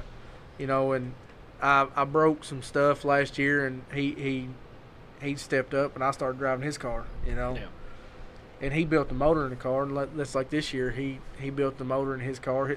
I run his rusty boat first of the year, and you know, we finished third every night. And then I actually lucked up and won one because me and Mike Boone got together and he wrecked and had a flat tire. You know, I lucked up and won one. I've actually lucked up and won 2 this year, but the rusty boat car, it's not a winning car. That's kind of why I haven't been so hot and heavy on it, because it's not a winning car. It's a top 5 car on a lucky night. I've had to get up on the wheel on it and drive it for everything. Get what happens. I mean, wide open is all I was going to do, and that's what I've been doing. Yeah. You know, and then my car, my rusty boat car, is actually my car. We got a motor out of it, and that's the first time it'd been out for a few years, and we lucked up and won one at Morgantown. And like I said, it's not top 5. It's not a winning car either. It's top 5 car, and got lucky. You know, I actually lost the lead with about 6 to go in that car the night I won in it, and we had a caution. I restarted, and I knew there was 3 to go. I told myself, if I can get in front of that guy, and I can hold him off for 3 laps, and that's what I did.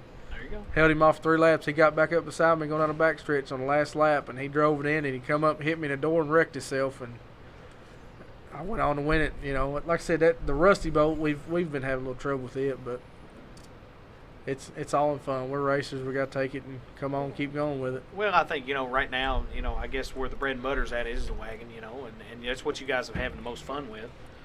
Oh, yeah. You know, like you said, fun. If you're not having fun, there's no sense in doing it. Right. Because racing's so expensive. You're taking a lot of time away from your wife and your family and everybody, your friends. And if you're not having fun at what you're doing, you might as well hang it up, because if you're not having fun, you go home pissed off, it's going to ruin a lot of things other than you're not at racing. If No, and that's why whenever, all these DQs, take them, go home happy. There's no sense in going home mad and pissed off at the world. You get your old lady pissed off, and then she's not going to want you racing no more. That's going to get her pissed off right there when you hear it. No, You're going to get the frying pan when you get home. No. I'm very fortunate because she supports just about anything we do. Right? Yeah, she gets a little grumpy sometimes because I do spend a lot of time away from home working on cars. All right. I'm lucky that my house is next to my parents' house, and my Rusty Boat car's there. I work out there, and she's usually up there at my mom and dad's anyways, either in the swimming pool or doing something. But I spend a lot of time working on these cars, and if she wasn't happy while I was doing it, I probably wouldn't be doing it. Because like I said, happy wife, happy life. That's usually how it goes. Yeah. You better be listening now, because you're gonna have to reap that one day. But one thing I want to ask you guys about, and I'll ask Trent real quick. Tell me what it's like, you being partnered with James, and just how your guys' friendship has grown, and what it's like. Does it sometimes y'all guys get button heads? I think we need to do this, do that, or does you guys just work together all the time? I mean, if I want to change something, which it's my car, but I listen to James. He drives it. Right. If he says, it's doing this or doing that, well, what do you think I need to buy to fix it or make it better, or what can I do, And we just work together. I mean, I ain't gonna lie. A few years ago, I didn't really know James, but didn't really like him either, And after the Hope for Harley deal, I kind of got butt hurt like anybody else would, knowing he was cheating, kind of stripped me of that, because that's one thing I always look forward to. I'd like to win one Hope for Harley race, the big races, and me and Richmond kind of had our spat and went on, and got James, he can drive anything you put him in. If some bitch is 2 wheels, 4 wheels, it don't matter. I mean, he can drive, and he's a good driver because he ain't got no sense. I mean, that's what me and his mom tell him all the time. He ain't got no sense, And I mean, we just work together, and this has been probably one of the most successful years for both of us, as a car owner and a driver, and sitting around watching James and all the hard luck he's had, over the years. I mean, the guy goes from, blows 10 motors up in a year, I thought, I'll put him in a good piece, I mean, I ain't got all the money in the world, and I don't claim to, but this motor that's in the car me and him built, the car was already built, I've had a lot of help, doing these metric cars, and got them figured out, and they're just fast, and it makes, I guess it's just one of them things, I'm glad James is having the good years he's been having, and he deserves it, guy that goes out, raced for 10, 12 years, and I mean, he's won a few races, but it's been in junk, he ain't never really had no good stuff, and it's worked out good for both of us. That's true. Like he said, the wagon's the nicest piece I've ever been in, And the year he's talking about, I literally blew up 10 engines, and I don't know how I kept going, but it was just like stockpile parts from years ago from when my dad run. But I finally worked that out of him. You know, don't quit using junkyard stuff, and it'll hold up a lot longer. He did, He's got the whole junkyard out of me, which he gets a little aggravated sometimes. He'll be like, "Well, I said, yeah, I ordered piston rings, $160. Damn, you could have got them at AutoZone for $60. I'm like, But I also know, I know, if I had to, we had the funds. Building the engine is not a problem.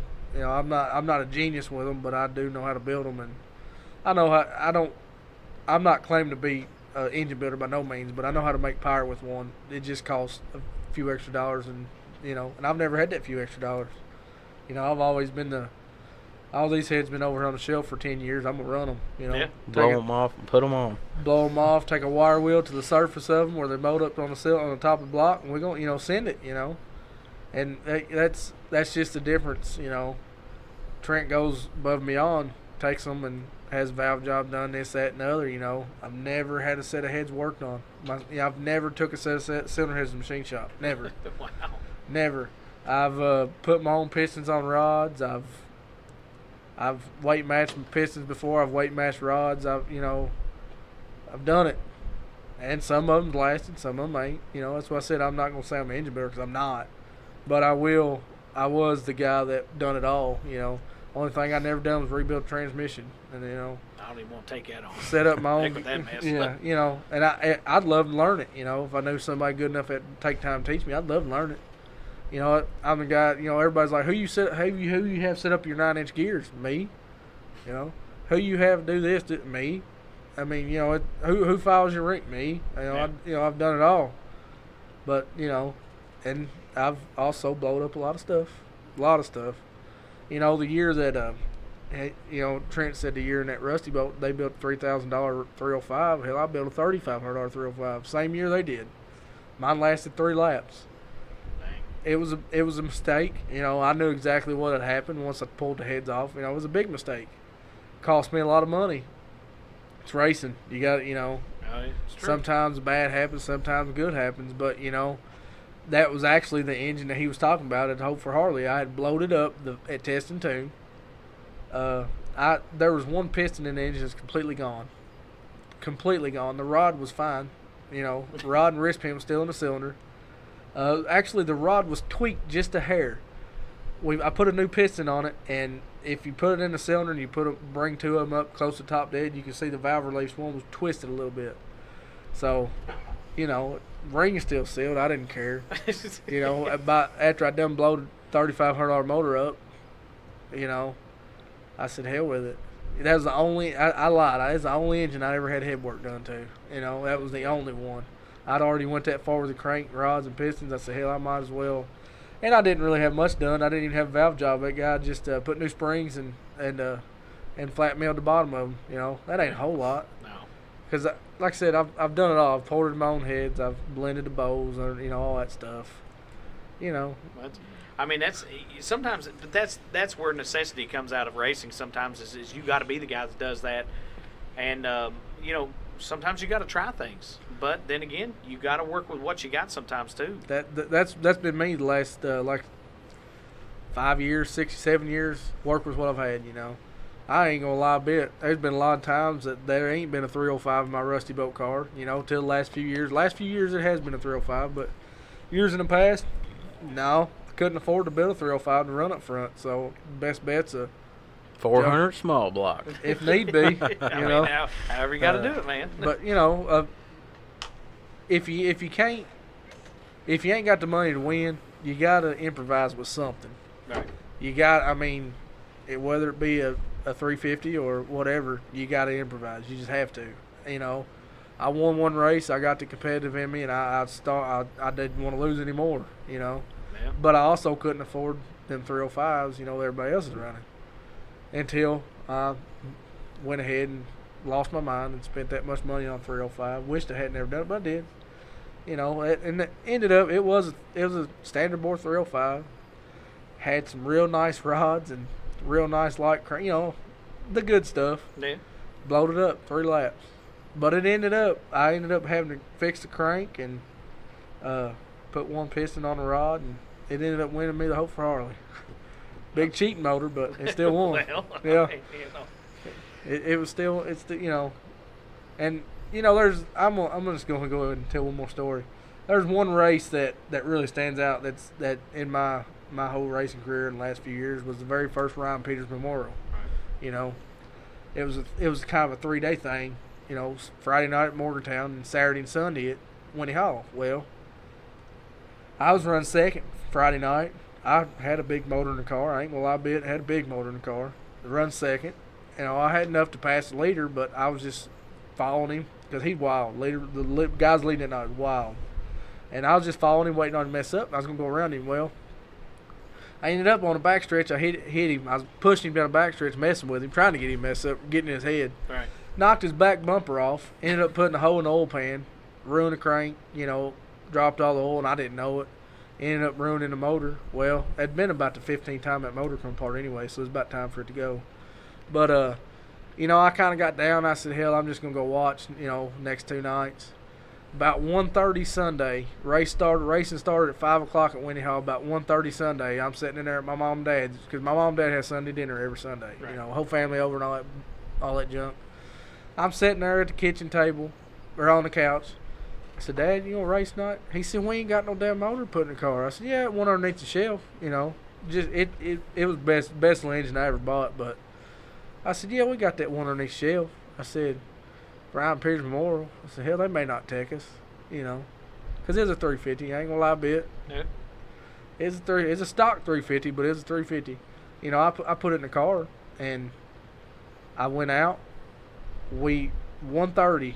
We actually ended up starting on the car at 2 o'clock. The motor, transmission, and flywheel was underneath the desk, the clutch and all that. We had to hunt all that stuff up. We ended up pulling in Walmart at 4:45 with the car on the trailer, motor in it. Hadn't started it yet, but I knew the motor was good because I'd run it previously. Wasn't in time or nothing. We pulled in, the battery was dead. I went in Walmart and got oil, filter, and all that stuff, screwed it on, sitting there at Walmart. And I was going to start it up and time it sitting at Walmart and filled up water. I bought a couple gallons of water. I was going to put as much water in as I could, Walmart parking lot. Well, we got to spin it over. It wouldn't fire. Finally, the battery dead. Well, I said, well, let's just fire the generator up, throw the charger on the way to the racetrack. So I strung a cord out, put the charger in to see the car and put the charger on it and generator and all that junk. Going down the road. We got over to Winnie Hollow, and for some odd reason, I don't know what I did, but the damn generator the charger come unplugged from the generator. So my battery didn't charge all the way over there. It's by now they've already hot lapped all that junk, and I think I actually made it up there before the draw closed. I called and had Jake Shannon. I think I called somebody. I told them to draw for me. I don't remember who it was. They drew for me. I drew middle of the pack, second, 4th, 5th row, because it's twin 20-lap features, Right. Well, I got up there. Car still wouldn't start. We hooked jumper cables to it, still wouldn't start. Get the truck battery. Finally, I told Dad. I said, unhook a truck, push me across the pits. I will get I'll get it fired up. He unhooks trucks, takes off across the pits. We get about, to the pit gate. The old car finally fires. It's not full of water. Timing's not set on it. I'm literally sitting in the car, my shorts, like I always wear, a t-shirt. I spin the car back around, pull up there. My dad grabs the distributor and just yanks it. We're about close. We don't even know. Probably 50 degrees time. Who knows? Yeah. I know I had a heating problem in the first 20 laps, put it that way. Yeah. But, I jump out of the car, throw all my stuff on. I pull up to the water hose. Dad and them filled up water. We literally take off racing. I go out and I'm just barely missed the first 20 laps. I take off, run the first 20 laps. I think I started mid-pack or something like that. Run up. I think I run up to third, and I actually ended up finishing second in the first 20 laps after having to pull off and blow the radiator out and all that stuff. Well, the redraw, I ended up starting outside pole with the second 20 laps. Right. I jumped out to the lead and led 15 or 16 of the 20, and I think 15th lap, number 7 cylinder busted. It just come apart. Well, it's still running, It's just missing like hell, so I just kept, oil pressure's good and all that stuff. I just kept on hammering, I ended up finishing third and second overall. It took the 2 points because Justin Harsey, he ended up coming from the back. He had trouble in the first race. He ended up coming from the back and coming from the back and winning the second 20. And Jeff Harper, if I told, because I knew where I needed to finish to tie with him, and I think I drew better than him, but I wasn't sure. I knew where I needed to finish to tie with him. So second place if I finished, because he won the first 20, and I finished second the first 20. So if I knew if I could finish second, I would have tied with him in points. All right. So I'm running on 7 cylinders, trying to keep it tied up. Try to keep in front of him, run second. Well, on restart though, 7 cylinders, it just wasn't having it. We still ended up second overall, and that after all the work we put into it, and then running that good, leading that many laps in the second feature, it just stands out to me my whole race career. It's just meant a whole lot more because we finished second. You know, and I'll take second. Like we said earlier, I'll take second place any day over. Well, not over win, but you know what I mean. I'll take second place. It just meant a lot because, like I said, we literally started on the cart at 2 o'clock, and we was racing at 6, and I guess races like that when you thrash and thrash and thrash, because I told I'll be there all 3 nights, blow the motor up first night. And my dad asked me Sunday morning, he said, "You gonna race tonight?" "No, I ain't gonna race tonight." 9 o'clock, we had all day to fix it. "No, I ain't gonna race tonight." 1:30 rolled around. He said, "You tell me you gonna go out there and put that motor in the car." I said, "Yep." "You gonna go or not?" He said, "Damn it." Put his head down. He come on out the door and help me. And we, like I said, that race right there stands out the most. Just, I guess, because we had to work so hard to get where we was at. But yeah, it was nice. Well, it was a hard fought second, and that's the thing is that you didn't have anything running, 15 minutes before the race started, and then you were able to get it going, and then run well. Yeah. On top of that. Yep. Yeah, it just blew my mind how good we was that night, and because literally we threw it together in 3 hours. Right. Intake had to be bolted on, valves had to be adjusted, clutch had to be bolted on, transmission put in. It had to have the works done to it. The car was sitting there bare pretty much. It didn't even have a seat in it. I done took a seat out of it. I was gonna put it in something else. And we got all of it together. Me, my dad, my buddy Chuck, and I still blows my mind this day, because Ryan Peters Memorial, it was a big show. No, it was, yeah. It was a hell of a show.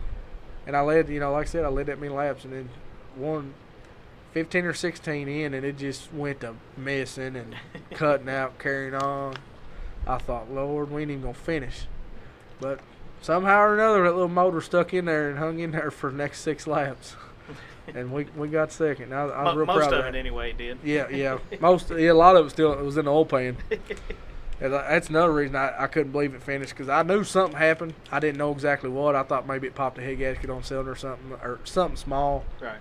I got home, started it. Man, that thing was missing pretty bad. And then Dad said, "You got something wrong." We run a compression check on. Didn't have no compression on number 7. And I said, "Yeah." We still thought it was a head gasket. When I pulled it out, there wasn't half the pistons gone, sitting in the bottom of the oil pan. And I'm still awestruck how that thing lasted. But it did. I was proud of that little motor. That's the best best $500 I ever spent. That ain't too bad. No, I bought that little motor at Hodgenville for $500, and I got a brand spanking new Holly with it and a brand spanking new distributor. And I sold the Holly for $250. So I had $250 in that little motor, and it lasted for 3 seasons. Well, and that's some of the stories, man. That just that little stuff like that, and it's amazing what some of these things will do for you. And then it's amazing. Well, it's disheartening sometimes when they just brand new, like you were talking about. You had one little motor that could, and then you had the big motor that couldn't. Oh yeah. And the one that the last one I give $500 for is the 350. Like I said, I couldn't afford to do the 305, but the one time I did afford the 305, the 350 would get outrun by that 305 all day long. Yeah.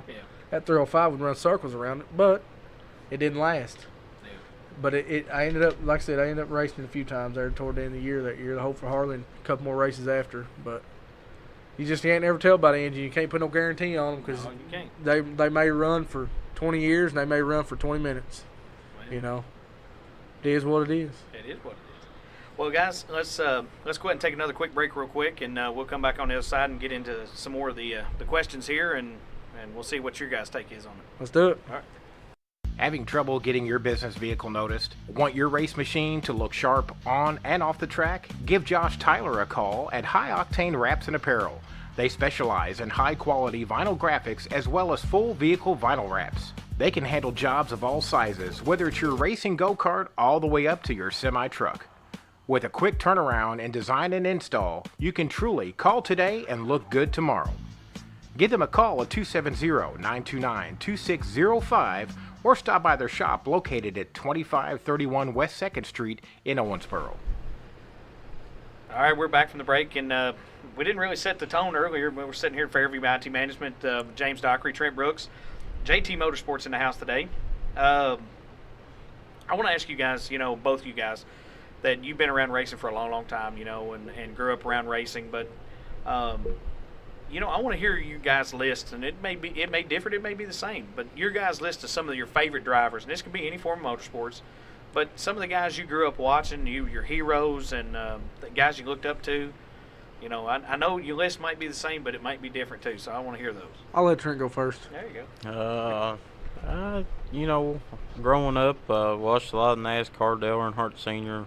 Just die hard. My bedroom still Dale Earnhardt Sr. Stuff everywhere. I like watching Bill Mormon race. Even racing against him now. That's one guy that's always been ever since I've started going to Windy Hall, he's been a real big role model, because it don't matter how bad of a night he's having, you can guarantee he's going to get out of the car, light a cigarette up, and have a big grin on his face. Yeah. It don't matter, anytime. I like watching Bill race.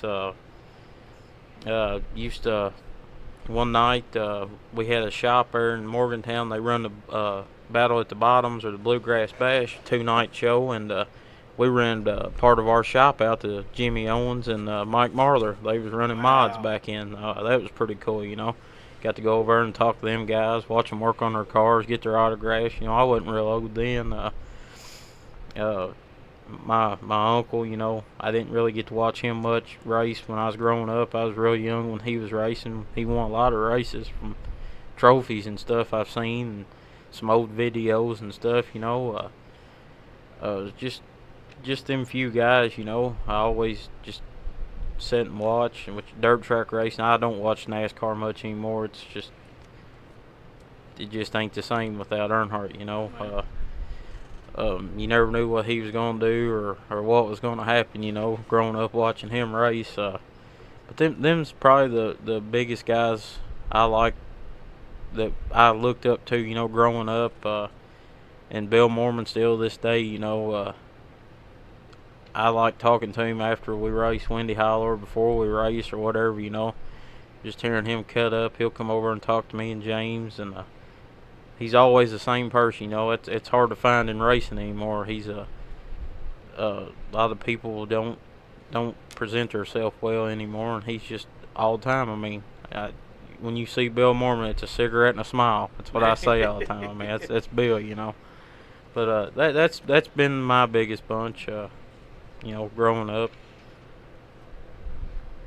Well, that's a pretty good list, and each one of those drivers in their respective fields has accomplished so much over the years, and with Bill with the local dirt tracks, and then we've seen what Jimmy Owens can do, especially still doing it on, and then Earnhardt in his own right. So that's pretty cool, man. That you would even say, Bill would be like your number one. That's pretty neat. I like watching Bill race. He's a true grit, hard-nosed racer. He ain't gonna go out there and tear his stuff up on purpose, but he don't care to get rough back with you if you get rough with him. I like it. That's it's always I don't like tearing my equipment up, and by no means, but if a guy gets rough with you might as well give it back to him, or they're just gonna keep running over you every time you get around them.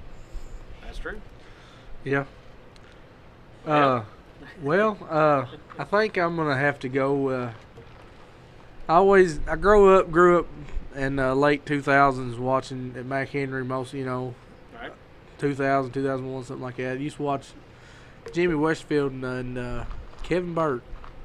They used to win quite a bit down there, Then back at Morgantown, back then I always told myself I didn't like Jimmy because he won so much, but I deep down I like watching him race, because I watched him come from the front to back a bunch down there in the modified, and And got to say, Mark Rowe. I liked watching Mark Rowe race back in McHenry days, you know. He was always real competitive, and you never could count him out, you know. Right. Never could. I think one night he won at Morgantown with a flat left front, you know. Right. And I look up to my pops a lot. I know he's a wild and hot-headed, but I still look up to him a lot, you know, for getting me into it. You know, if it wasn't for him, and really, I mean, my uncles on my mom's side, if it wasn't for them, and, well, my uncle on my dad's side too, my Uncle Pete, if it wasn't for them guys, you know, I probably wouldn't be racing. You know, I guess you could say for, you know, Morgantown and McHenry, you know, my uncle Sam kind of got dirt track going within, you know, them two counties, you know. Right.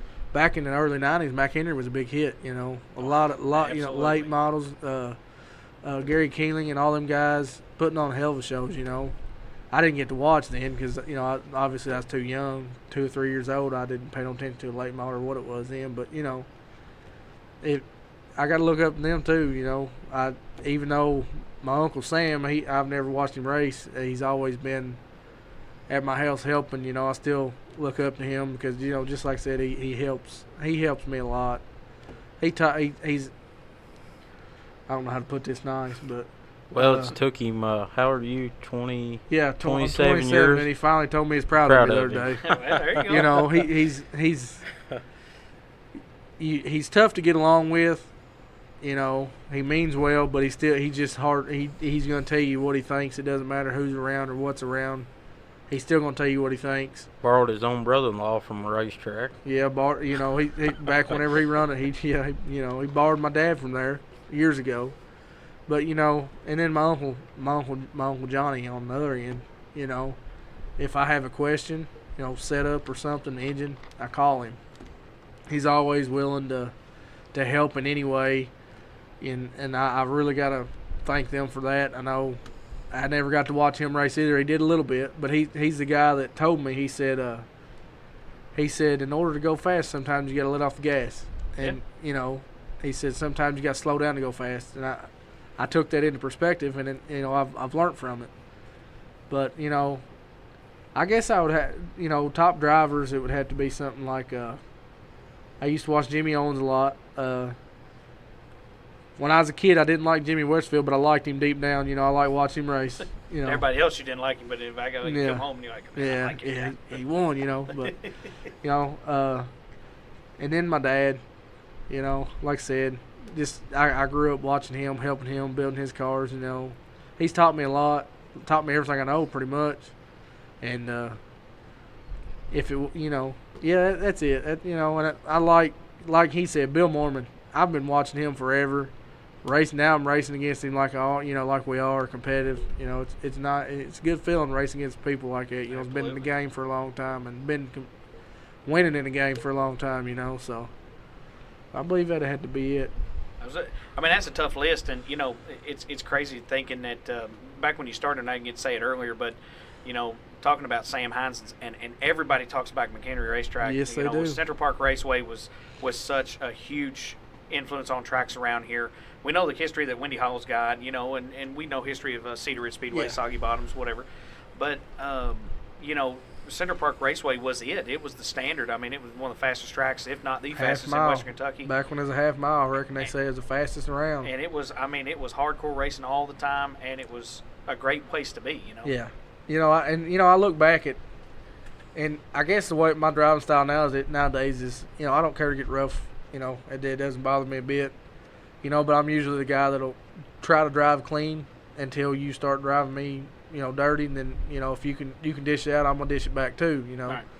But drivers nowadays don't like that. You know, I guess what I'm trying to say is some of the drivers have gotten a little too soft over the years, and yeah, I understand you put a lot of time, money in your stuff, but so do I. You know. Right. I mean, I don't put no damn money in it. Trent does, but I put a lot of time in it. But I've seen you eyeball him over. Hey, you know, wait a minute. I put a lot of time in it. Trent puts all the money in it, and it sucks when you go to beating the fenders off of it, but I'm usually the guy that's calm and collected, and I usually don't beat the fenders. I mean, if you're in front of me, and I'm a little faster than you, and you won't get out of my way, you're going to feel the bumper 3, 4, 5 times. I'm not going to wreck you, but you're going to know I'm there. Right. And I'm going to keep letting you know I'm there until you mess up. And then you mess up on your own 95% of the time. Somebody else blames me for it. I didn't even touch them when they messed up. They messed up on their own. Well, you done. No, I didn't do it, Yeah. That's like somebody said the other day, how many people you wrecked? I have never intentionally wrecked somebody.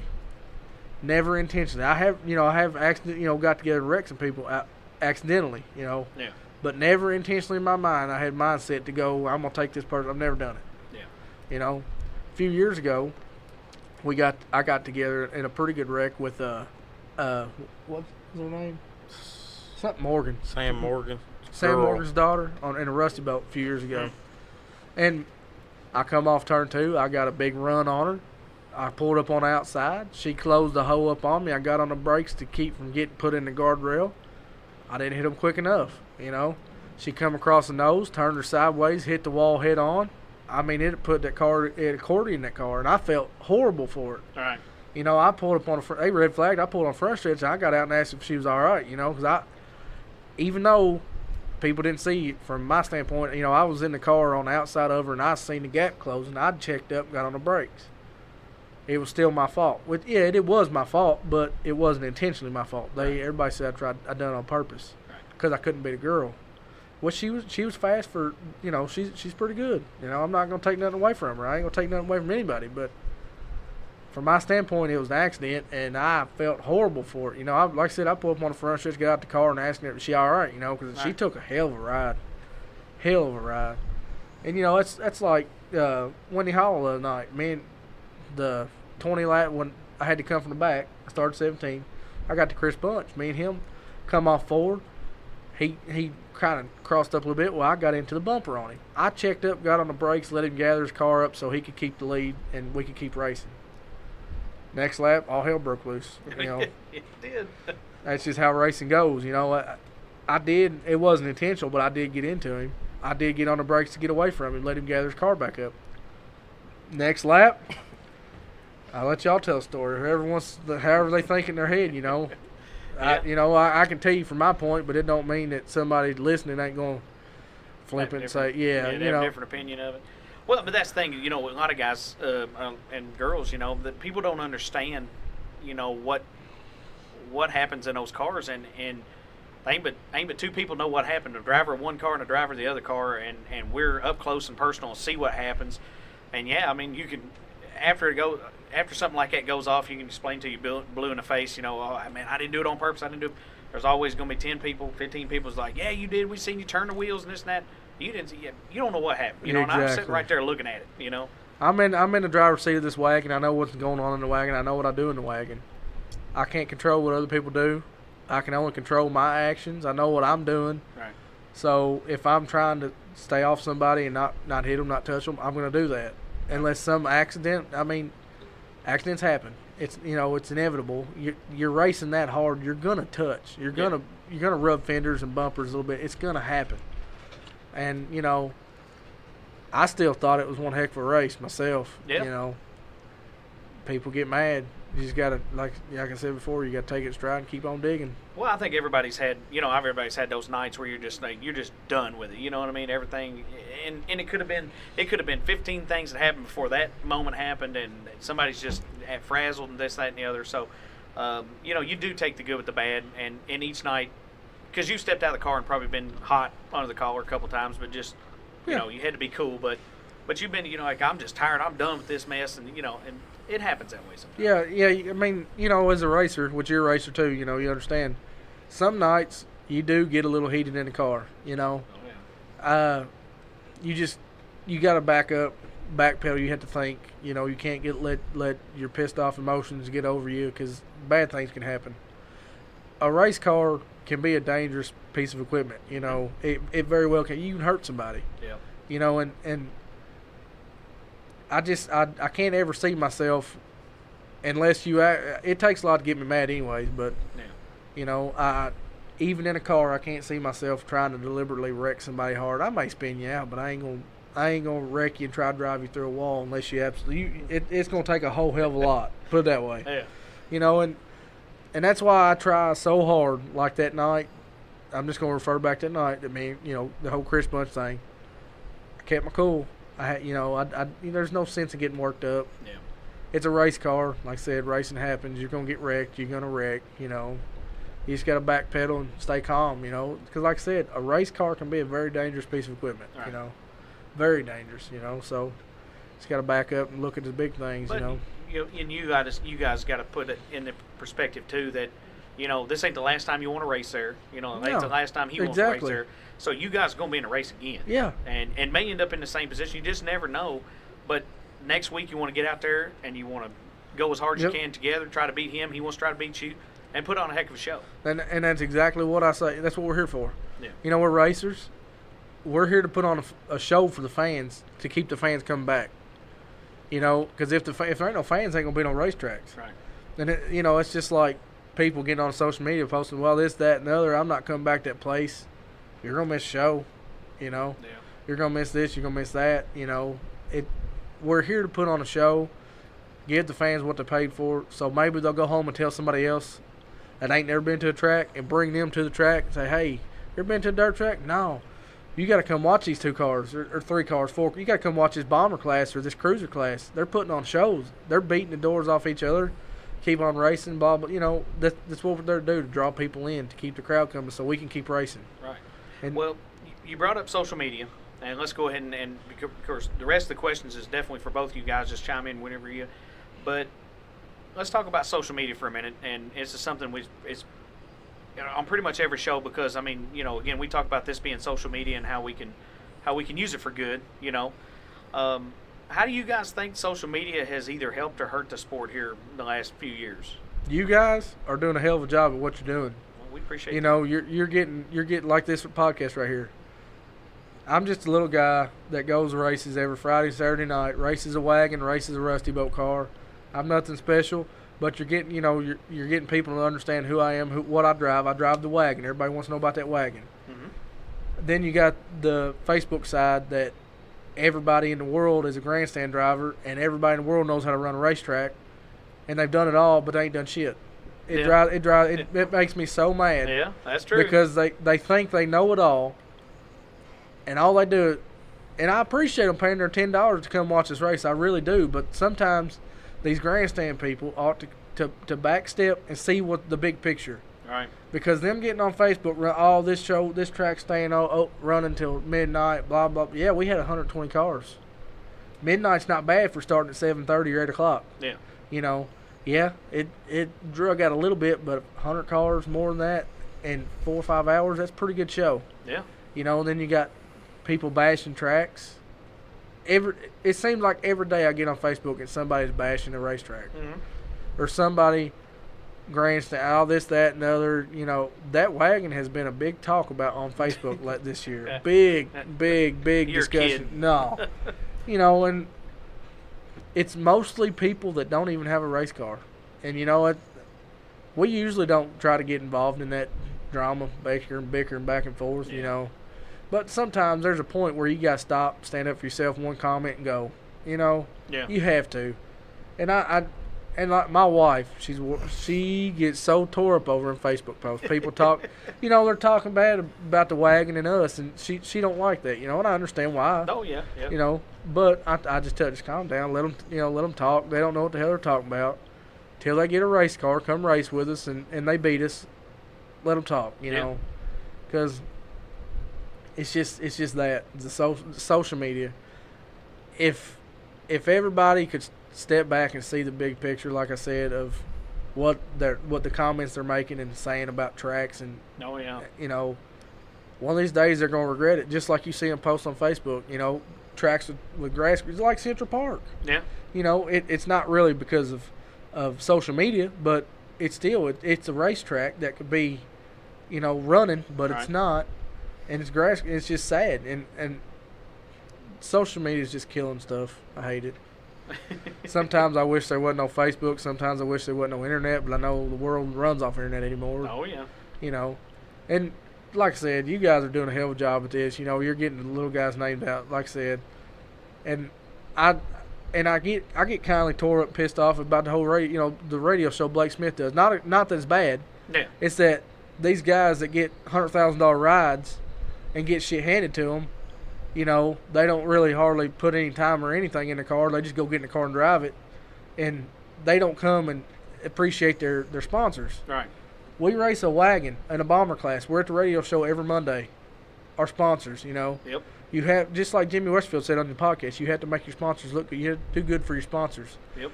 But it just drives me crazy that these guys that get hundreds of thousands of dollars give to them in a race car, and they won't even go talk on the radio for 10 minutes.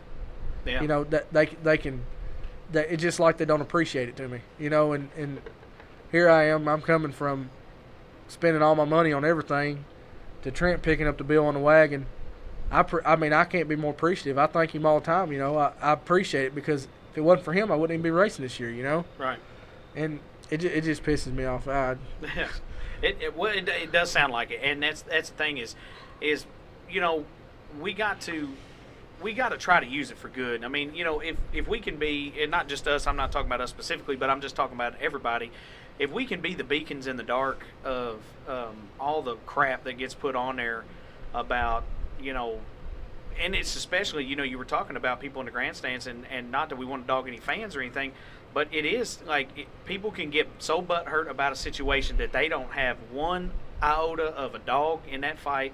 No money, no time, they don't even have the guy that's racing against them that's their buddy or family or whoever, and they get so tore up about it. That's just like, for instance, Richard took a night off. Okay, that just so happened that was the week that we had to change engines. We had to build another motor. Somebody gets on Facebook, run their mouth saying that they took that week off so we could get our car done and get back in racing. We had the car done Wednesday. We built another motor, had the car done Wednesday of the week. The week we was gonna race that night, Yeah. It wasn't because of us. It was because the track needed some prep, And Richard, he has took he has took so much junk over his wagon. I praise him for keeping his head up. We've also took a bunch of junk over his wagon too. But it's racing. You're gonna hear it. But the social media, sometimes I just wish they had Facebook shoved up their butt. And it's just my opinion. Some people, like I said, what y'all are doing, it's great. It's amazing, because some people, y'all are letting the racers get out, let us talk, let us know, who we are, what we're about, our, some of our accomplishments in our racing career, whether it be short or long, it just helps get our name out, and people, maybe somebody come see that wagon. We heard you on a podcast or something, we're going to come see what that wagon's about, It's what we're here for, put on a show. Yeah, absolutely. And again, it's one of those things where just people don't appreciate it like they should, and that goes for racers too. They don't, I feel, I'm not, I don't know them personally. Right. But I feel like if you have so much into it, I know racing's like a second job, sometimes a third job, 40, 50 hours a week in a shop. I know that. I know it just like anybody, because I have 2 cars. All right. Just like a modified. I'm sure it takes 40, 50 hours on top of your workday too. But what's 15 minutes on a radio show to appreciate the people that make it possible for you? Well, yeah. I know you get to say, if you win. Nowadays in a modified game, you got to be on top of it. Yeah. And Facebook, you can get some on Facebook, but 15 minutes at a radio show, it ain't gonna hurt you, make you or break you. It ain't gonna kill you. Yeah. And it ain't got to be every Monday. 1 or 2 Mondays, one Monday a month ain't gonna hurt nothing, Right. And that's just one of those things where, I think it is a lost opportunity. And I've been to the radio show, and I can't go every Monday, obviously, but just for work. But, we talk to Blake on a daily basis usually, and, try to support the show, try to get his show. And we say it every time we record. We try to push his show. But, you're right. It doesn't take long just to go up there, throw them sponsors out there, but we've been so, champion the sponsors, and that's, we champion our sponsors, we champion y'all's sponsors, we champion Chase S's sponsors, Jimmy's got sponsors of a different nature now with the track, and we want those sponsors to know that they've got support from this racing community, because if not, they're going to be like, well, heck, man, what'd we sponsor for? It didn't get us nothing. Yeah, they didn't appreciate anything we did. Why are we gonna keep doing it? Right, You know? and then the next guy, even if it's not you, the next guy, it's done for him. You know, Yeah. and a little guy coming in. You're exactly right. It kills it like a little guy, like you said. You got a big guy, big name, don't appreciate his sponsor, and he's a good big sponsor. You know, I'm not pinpointing anybody because I don't know shit about anybody's sponsors, but I'm just saying. Yeah. You know, you take a sponsor that put thousands of dollars in a car and then they don't get nothing back, and then they drop the sponsor on the car. They ain't gonna sponsor another car because they think all dirt track drivers or racers, period, are unappreciative, and that's not true. You know. All right. You know, if we like I said, Trent, if it wasn't for Trent and the sponsors we have, I would not be racing this year. And Jeff Christian, I wouldn't be running Rusty Belt this year. Well, Jeff's a good friend of racing. I mean, he always has been, and he's helped me out a couple times with different things, and I feel like I can call him a little bit and talk to him about different things, and I have done so this year. You know, me and Jeff don't get to hang out too much or anything like that, but but again, I can call on him, and he seems like a pretty good guy and helps you guys a lot. Oh yeah. Anything we got to do with car, anything really. If we was to call Jeff right now and said, "Hey Jeff, we got to do a motor swap," I mean, I'm talking about we called him right now. He gets off work at 11 o'clock. He'd be on his way to where we was at to work on a car to help us. You know. Right. And you can't. And I don't think he would turn anybody down for help as long It's just like this whole carburetor deal. When I first met Jeff, it was Friday, 10 o'clock at night. I was talking to him about a carburetor. And this was 2014 or 15. He met me the next day at Cedar. I didn't know him. I had no clue who Jeff Christian was. Didn't know who Wicked Carburetor was. Yeah. He met me the next day at Morgantown with a fresh Quadrajet and let me try it.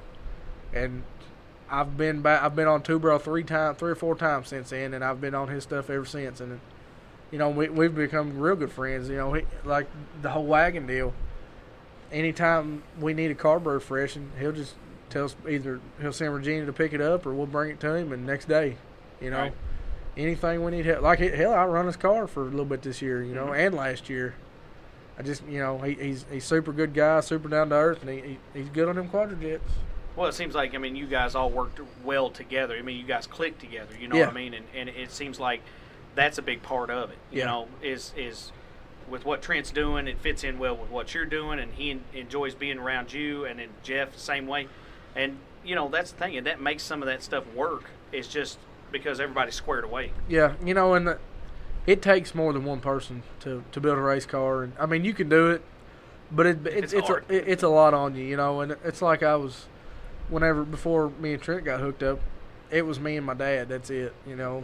Me, my dad, and Jeff was a carburetor guy, but me and Dad built the cars. Jeff brought me carburetors, and being my dad, he last 5 years he's been he hasn't he's been off work. He hasn't worked. He don't work anymore, so he's got a lot more time to fool with them. And if it wasn't for him the last few years, I probably wouldn't have been racing either, because I loved racing, but Right. I didn't at that time. I didn't want to put the time in it that I needed to, and that's another reason I had bad luck too. But it was mostly him doing all the work and me doing some little work, But it takes a couple, 2, 3, 4 people on a race car. It does. Yeah. Like the wagon, it's at Morgantown and JT's, and Trent, you coming up? Yeah. And then I'll call my buddy Chuck, and he'll come up and work on a car with us. He's actually got his own car this year. We're trying to get him lined out, but he'll come up and anything we need help with, he's there to help. Just like Jeff and my dad. My dad, he's not the type. He don't really like going working on stuff at other people's shop. He just don't feel at home. He's rather be laying in the gravel on the dirt. But Yeah. I understand that. But anything we need help with from them 3, we can pretty much tell them anytime they're there to help. And that's what it takes. It Yeah. takes more than just 1 or 2 people to have a successful race season. And a lot of people misconcept that it takes money. It don't necessarily take money. You just have to get decent parts and put the time in. Like Jimmy Westfield, prep is what wins races. Yeah. He said that in the podcast, and it's true. A lot of people don't understand that it takes. I bet we put an average 35 hours in a week on a wagon. That's some weeks more, some weeks less. Yeah. And that's even when Saturday and not really hurt nothing on the car, And that's just checking stuff. Yeah. 35 hours. I mean, that's going over transmission bolts, motor mount bolts, checking the valves, checking the timing. I mean, checking. We pull the cover off the rear end probably every two or three races just to look inside. Make sure there ain't no metal shavings or make sure carrier bearing or something ain't worn, letting the rear end walk. I mean, it's just so much that goes into a race car. All right. And it like Trent, he lives in Morgantown. I live in Beaver Dam, and if the car it stays in Morgantown at JT Wheel and Tire, and that's where he works. And he spends a lot more time on it than I do. That's just because I don't live, I'm not close by. But I usually try to pick two, sometimes 3 nights a week to go work on it late, help on it. But most, little stuff like changing tires, wheels, and stuff like that, he usually does all that himself on, after work. But it just takes more than a few people. You could do it yourself, but you'd be killing yourself. Yeah. That's like this, Saturday whenever we was gonna get tore down. We didn't have people lined up willing and able to throw hands in there and get dirty. Which I told them, I said, hell, it ain't gonna be nothing. Do it, just pulling ahead, and if they want to pull piston. I said that's fine. They said, I said we're racing tomorrow. They said okay. I said well that's fine too. I'm still gonna have it back together for tomorrow. I said Yeah. But we like I said we had people willing to help. Like I said, Jeff, my buddy Chuck, and a few other people. They stepped up and said yeah we'll come help. And you just gotta appreciate the people that help you. Oh, absolutely. You gotta appreciate your crew. You gotta appreciate everybody that puts their hands on it. It doesn't matter if they put their hand on it one time or 10 times, Right. or every day. You have to appreciate them, because if they don't feel appreciated, they're gonna walk off, quit helping you. Right. Well, I want to roll into one final break here, and then we'll come back on the other side. I want to get into a little bit of advice for these future racers, and then, of course, the state of racing. So we'll be back here in just a second. Let's face it, we love racing and we need to keep those race machines in tip-top shape to stay competitive. That's why we rely on Mach 5 Race Cars and Parts, located at 2035 West 2nd Street in Owensboro, Kentucky. They specialize in stock cars, but you'll find all the parts you need for your racing go-karts as well. They are your go-to experts for parts, wheels, tires, fuel, and a wide array of other items to keep you on the track. They have hundreds of parts in stock and can special order thousands of others. Give John Hayden a call today at 270-240-5587. All right, we're back from the last break here. We're going to wave a white flag on this episode. But, guys, we got to broaching the subject just a little bit before the break there. And, we talk about the future of racing and different things. But I just want to know what you guys think from your years in racing and your time being around it is, we got to get these kids involved and we got to get people into the sport. What advice would you guys have to these future racers, guys coming up, that want to get involved in the sport, or how do we get them involved in the sport? Don't give up. It's one. It takes a lot to get started. It's a big investment to get started. But if you ever get started, you have a car, runs, drive, race car, race ready race car. Don't give up. Don't get discouraged. I see so many people. They'll buy a car, race ready on Facebook, race it, lose, crash, sell it. Yeah. Just don't. Just keep digging. If you race and you have a bad night, it's your first year racing, go talk to somebody that's been in racing for 10 years or so, or just somebody's been around it for a while. Right. I don't care who it is. I ain't gonna say I'm anything special, but if somebody asks me something, I'm not gonna blow them off. I'm gonna try like hell to help them and answer any question I can. Right. And if I can't answer a question, Trent's been around too. Ask Trent. Right. If they can't answer it, there's somebody down there that can answer a question that needs to be asked or answered. Just don't give up. I see it so much. People just give up. I guess they just get discouraged and they expect to run good their first night out, and it's not going to happen. No, it's a hard thing to do. Racing is not for everybody. It's not. But if you want to do it and you think you can do it, try it. And if you love it, it's for you. If you don't love it, it ain't for you. And I understand that. But if you do love it, just don't give up. You got guys, like I said, they'll buy a car, race it one night, expect it to run good, and they ain't going to. That's just because you're a new guy. I mean, it ain't because you're a new guy. It's just you're not gonna learn to drive a race car in 5 laps. No. unless you got some kids that are naturally born wheelmen that, I mean, it happens, you know. Some kids just are born with a talent to drive a race car, and then some kids have never drove a car, but they want to race. Yeah. You know, and then they say, well, this 15-year-old's winning, I can win. Some people's got it, some people don't. And if you don't, I understand that too. But if like I said, if you love it, keep going. Don't give up. After one night, try it for a whole season if you can afford it. If you can't, race when you can. Just don't give up, because racing now is kind of falling off, in my opinion. Got tracks closing down every day.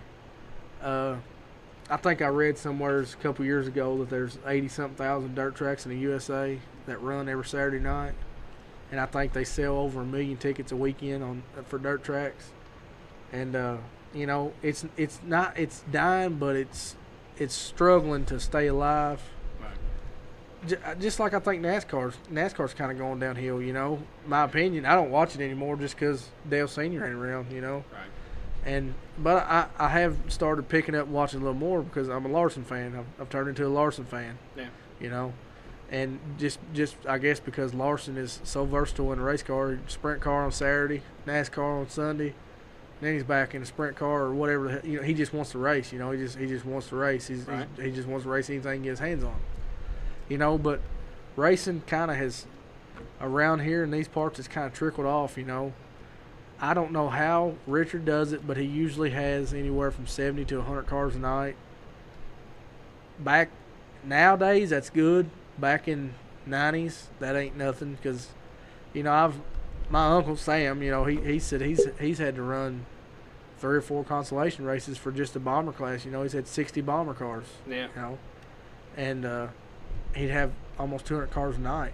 Back then, racing was live and well, but 25 years later, it's kind of trickled off, and it's dying. And I think a lot of it has to do, some of it's social media, but then some of it is kids want to race, but they don't want to put the time in it to actually race. They want to, but they don't want to, you know. And phones, man. These kids nowadays, all they do is sit in the house and watch TV on their phones or play on their phones, which I ain't going to say I don't get on Facebook or scroll Facebook or, I'm on the internet too myself, but I still get out and do things, Social media, I think, is killing part of it. And then again, you got the kids that just don't want to do it, Yeah. You can't beat it into them, because if they don't want to do it, they ain't going to do it, And you don't want to beat anything into your kids anyways, If they don't want to do it, don't force them. Yeah. Because they're just going to make them miserable, and you don't want your kids to be miserable, so. Well, I think kids these days are, and I don't know if you guys feel the same way, but you're right. Their whole lives are spent on their phones these days, which is terrible.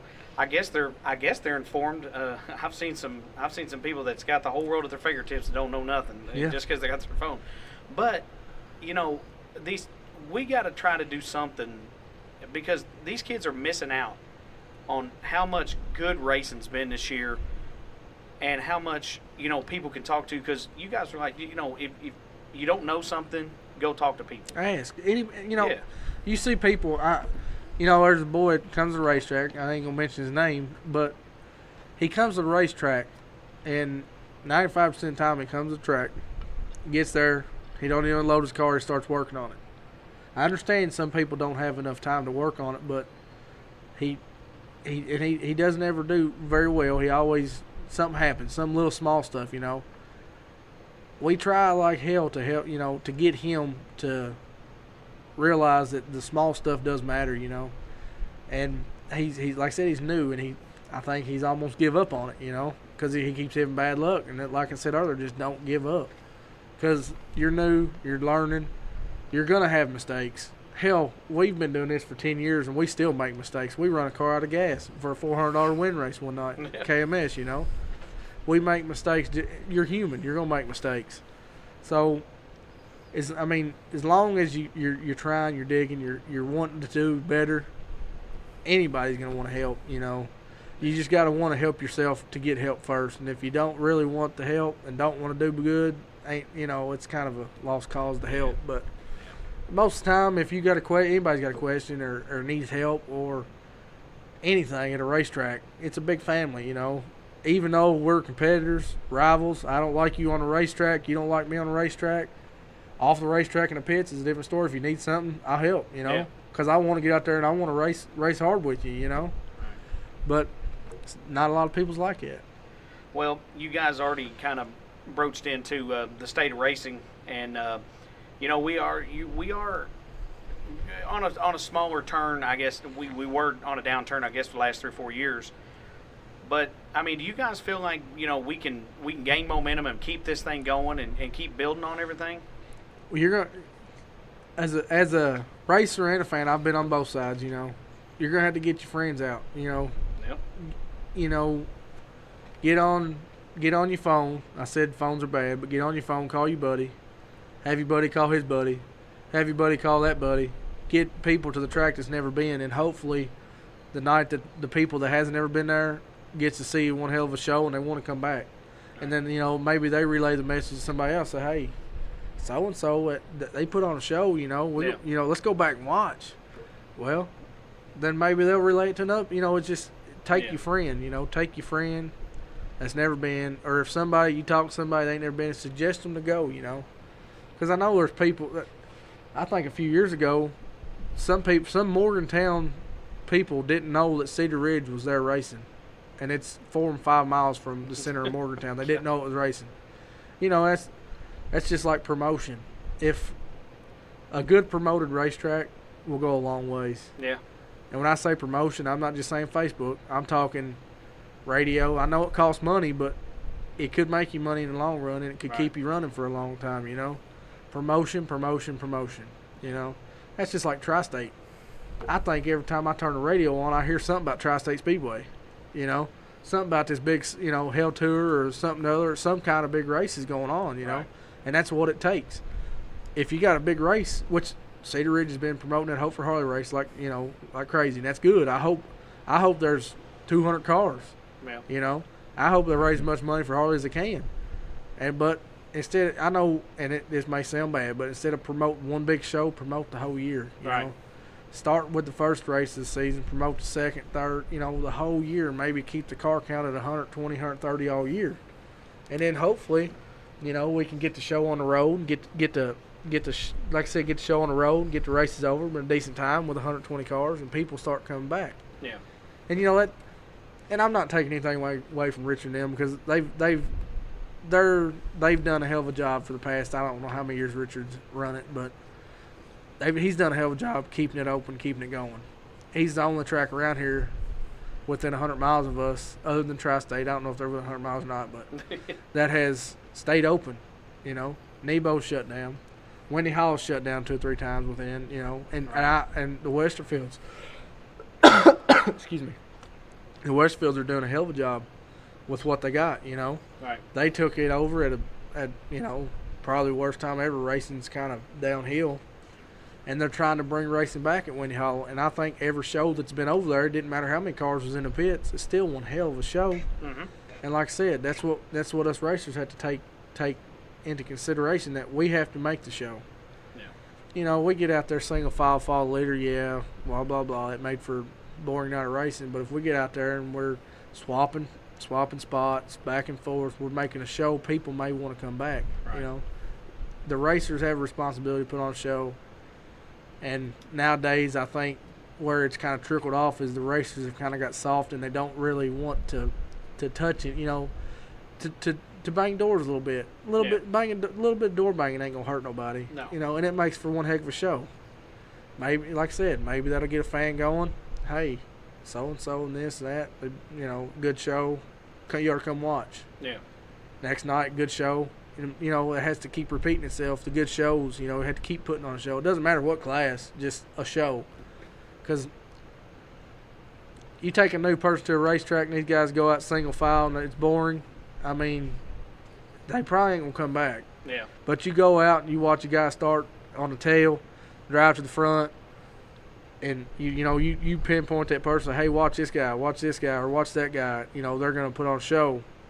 Maybe they'll like it and come back. You know, it's all about bringing new people in. You got to get them in there. If it ain't, the sport's just going to keep dying and dying.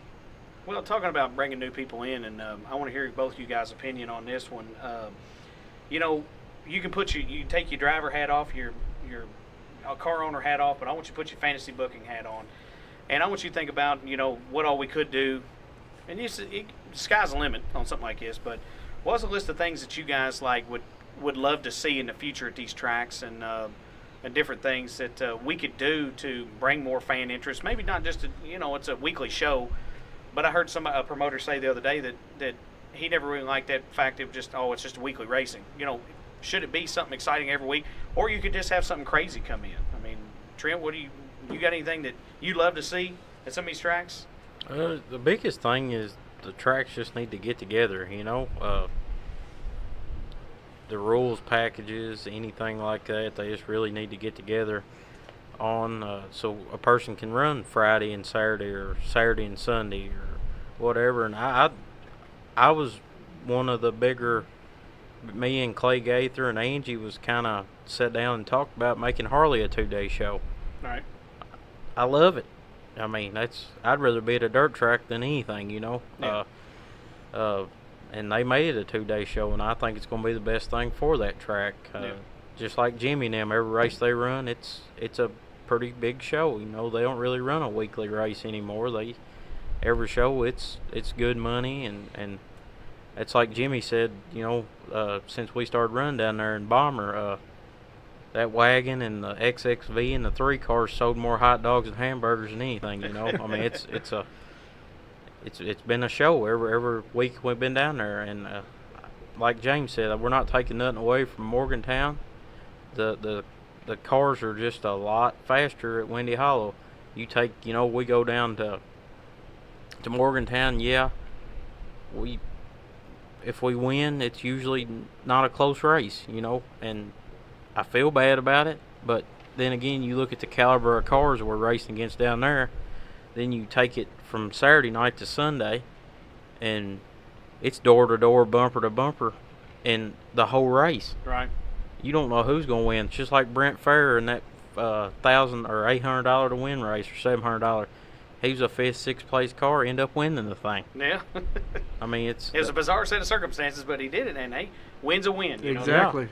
And we didn't hang our head off of it. We gave them hell. We run second. So be it. That was probably the best race of the year. I mean, I don't like getting my car beat up. James don't like beating my car up, which I joke with him all the time, because him and Mike Boone kind of got in a little scuffle down there on the front stretch at Morgantown, and beating and banging in the heat race. And come in, I said, man, what's going on? He said, I just can't tear Jeff's car up, this and that. Well, then the next night or the next week, we take the wagon down there, and him and Shane's beating the doors off each other and running over top each other. And hell, they come down the front stretch one time, and I seen the wagon plumb up on the deck lid of the XXV. I mean, and which there is blue paint underneath the bumper. Of the wagon. And he come in. I think we end up winning that night. Or no, second. We run second that night. And come in, and I said, you don't like to beat Jeff's car up, you sure as hell don't care about mine, do you? I was just messing with him, but that's what I like to see. Go to the racetrack, and I'd rather see a good race like James said than somebody just check out and run off and hide. But I guess some people don't see it from a perspective I do. Yeah, I own the car that wins at Cedar Ridge every weekend, pretty much. But bring them cars to Windy Hollow, and you'll see. It's not everything it's worked out to be. That car ain't as fast as it looks at Morgantown's at Windy. Well, two different tracks though too. I mean, just completely. You got a lot of banking down to Cedar Ridge, and just a little bit different track surface, and then you got Windy Hollow is a different animal on its own, and a very, very tough track to drive, no matter what it is. I've always said if you win at Windy Hollow, you can win anywhere. Yeah. It's just like you said, it's a different animal. Yeah. You go from bonsai up around the top side that if you don't come off forward just right, you're gonna eat the wall. And if you don't get into turn one right, you're not gonna have anything to come off two. It's just it's different. And I've always, my dad, when we first started running Windy Hollow, he didn't like it. He didn't like going down there. I always asked him why. Too rough, too dusty, too hard on equipment. I said, yeah, you're right in all them categories. I said, but I love it. It's a driver's track. I just love driving there. It's a lot more technical than Morgantown, and I'm not taking anything away from Morgantown because I love Cedar Ridge too. I love the track surface because it's always like driving on blacktop. It's nice. But Windy Hollow is just different animal, and if you can tame that animal, then you can just about win anywhere. Well, that's and we've always heard that, and I even Chase Estes said that last episode. He found out when he went up to Macon Speedway it's a little bit different than that, but he's had success on a lot of the other local tracks around here, and it's because of him racing in Windy Hollow so much. So, yeah. and you're right. Windy's always kind of been a mystery to me. I haven't done as well at Windy as I have at other tracks, but it's always been a lot of fun. I was very fortunate. The very first race I ever raced in Windy Hollow, I won. It's not a bad start. Well, no, I lied. I raced an enduro. Yeah. But I don't really count that as the actual night of racing. This first night I ever run Windy Hollow, I won. Led from green to checkers, and I knew from then that on I was like, I love this place. Right. I can get around here, no problem. And it's just like Morgantown. I cut my teeth in Morgantown. I didn't start racing Windy Hollow till I'd done raced Morgantown a couple years. Right.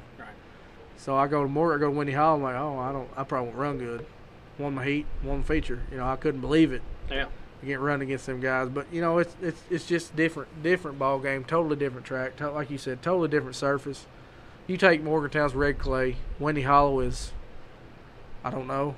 To me it's like I don't know what kind of dirt Jimmy didn't put on. I know they put some kind of clay on it. Yeah.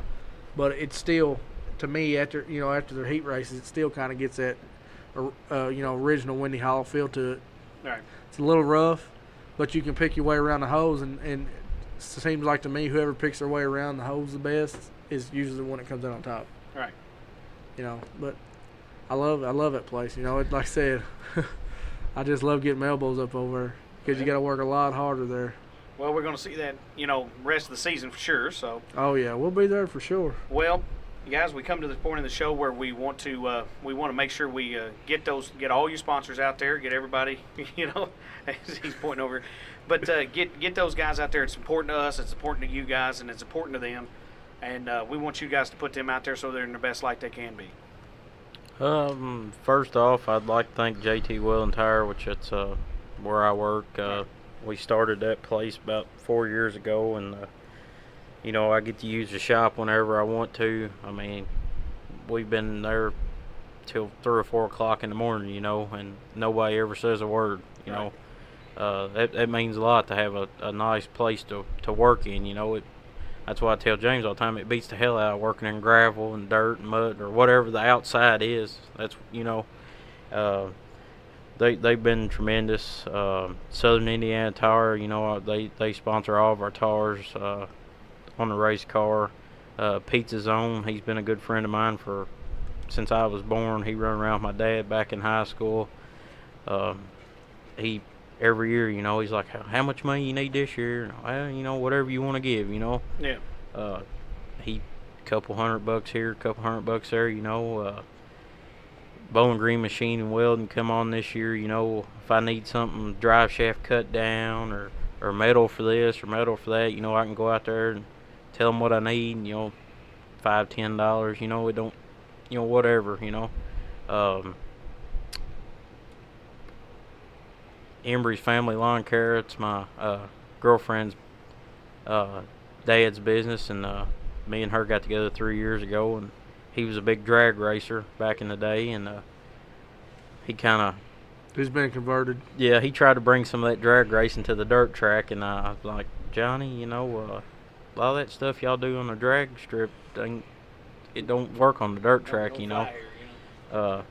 But he's been tremendous, if I need money here or there. I mean, when I went and picked that Malibu up, he paid for every bit of the gas up there and back. I mean, he helps me a lot. Country Kitchen, yeah, they come on board this year. That's a little family country restaurant there in Morgantown. Easy Buy Auto Parts. Easy Buy, yeah. You better not forget them, man. Yeah, Easy Buy. He come on board. He really liked the wagon. Had Jake Shown get in touch with us. He come on board. Sam Murphy Race Engine, man, I can't say enough about him. He's built one motor for us this year, and me and James kind of done the rest. But, man, I can call him if I need to know something or have a question any time. I can call him. He'll tell me. When we was running Rusty Boat, he knew we was running for points. We blow the motor up on and he builds he's got a shop that probably ain't much bigger than y'all's studio here, and builds a little bitty guy. Probably, 100, what he tells, 80 to 100 motors a year. Wow. And just stays covered up, drag racing, figure eights, dirt track, you name it, he builds motors for it. We blow the motor up on Saturday night. I took it out, took it to him Sunday. He called me Monday, told me what was wrong with it, told me what I needed. I brought him parts Tuesday evening when I got off work. He had me a motor back together Thursday. I picked it up Thursday evening when I got off work, had it in the car, ended up winning that weekend. I mean, I can't say enough about him. Right. I mean, he don't have to put me first, but, he's like, I know y'all boys are running for points, and I like to see y'all do good, I think that's about it on the sponsors.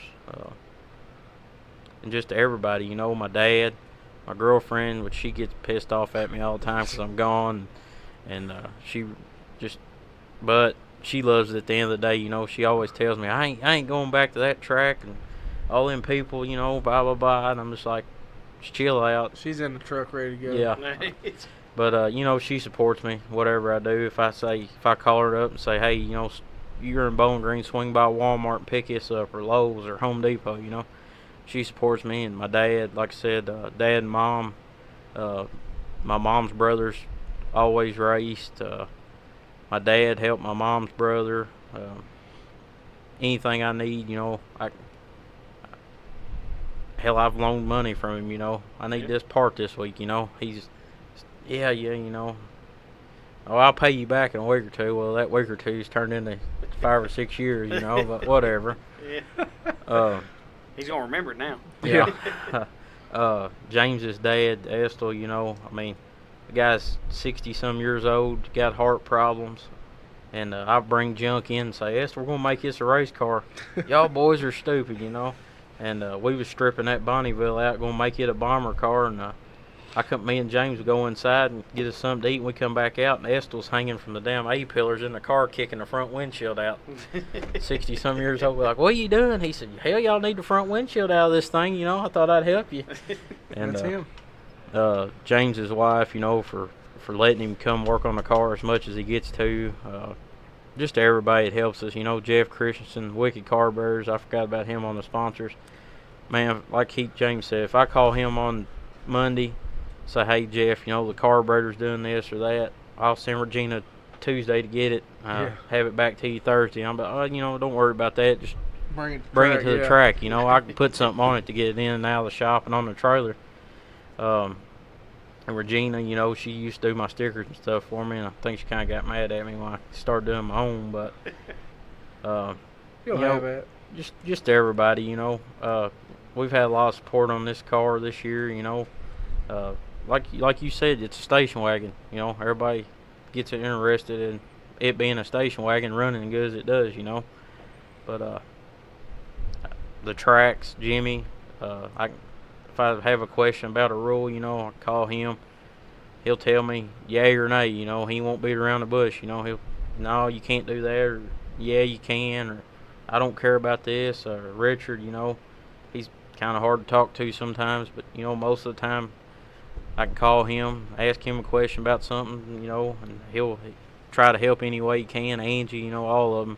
Right. We just like doing what we do, dirt tracks. We love supporting the dirt tracks, and hell, we'd race every night of the week if we could, I tell them all the time, if I had 5 cars at the racetrack, I'd probably race all 5 of them if I could. There you go. But that's what we love to do. We're pretty fortunate. Me and James are to have the support that we do to do what we love.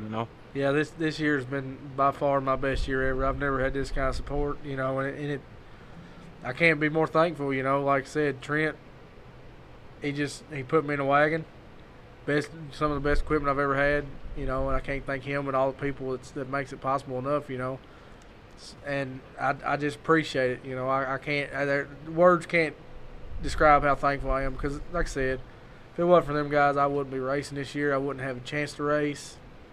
I'd probably be in the grandstand sitting up there watching, Right. probably crying every Saturday night or Sunday Because you can't night. race. Yeah.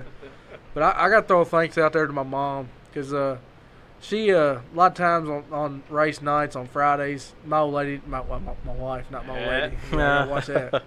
My wife don't get off work till 6, and a lot of times we're done. You know, we're already at the track by 6, and she'll take she'll watch my little girl for an hour or so till my wife gets home, and I got to thank her for that, and I got to thank my wife too for letting me do these wild random road trips Trent comes up with, like on going to Duck River. What was that, a 3.5 hour drive to race? Yeah, we kind of. What was that? A spur of the moment. Yeah, that was literally Friday night. Hey, we're gonna go Duck River tomorrow and race. Okay, whatever. You know. She's all right with it because she knows it's in my blood. It's always gonna be in my blood. And hopefully, my little girl takes to it. If she don't, that's fine. Whatever she wants to do with her life, I support it. But as of right now, she seems like she's gonna be a little dirt racer. Oh yeah, every time we put a car together, and first time we fire it up out there, she'll start clapping, "Daddy motor, Daddy motor." Yeah. So. Yeah. Now, anytime I walk out the door, Daddy, you going to the races?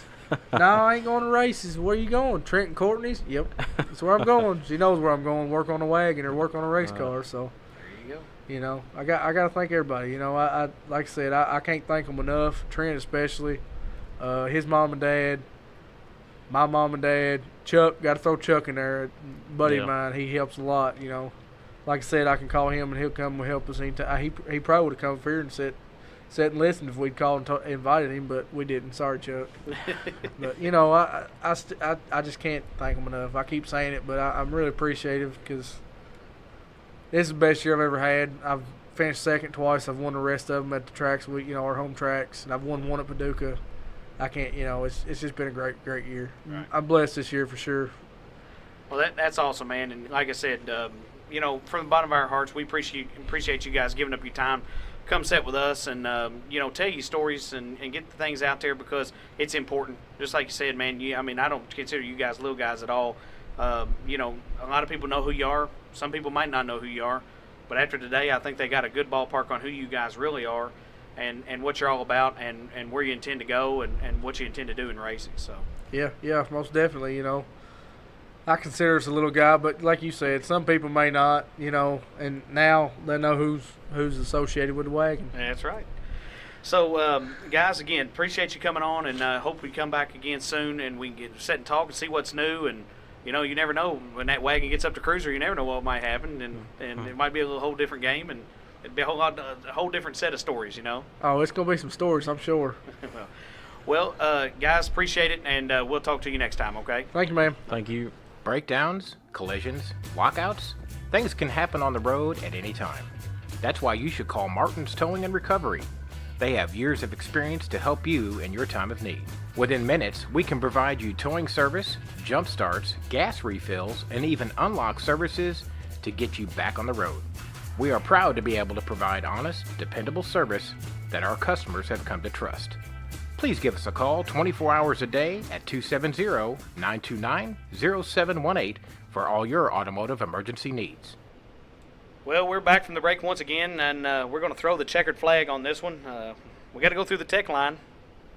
You better not. You better be able to pass, Wes. I've already got everything started. It's breaking down. People came to help. Tons of hands in the engine. Yeah.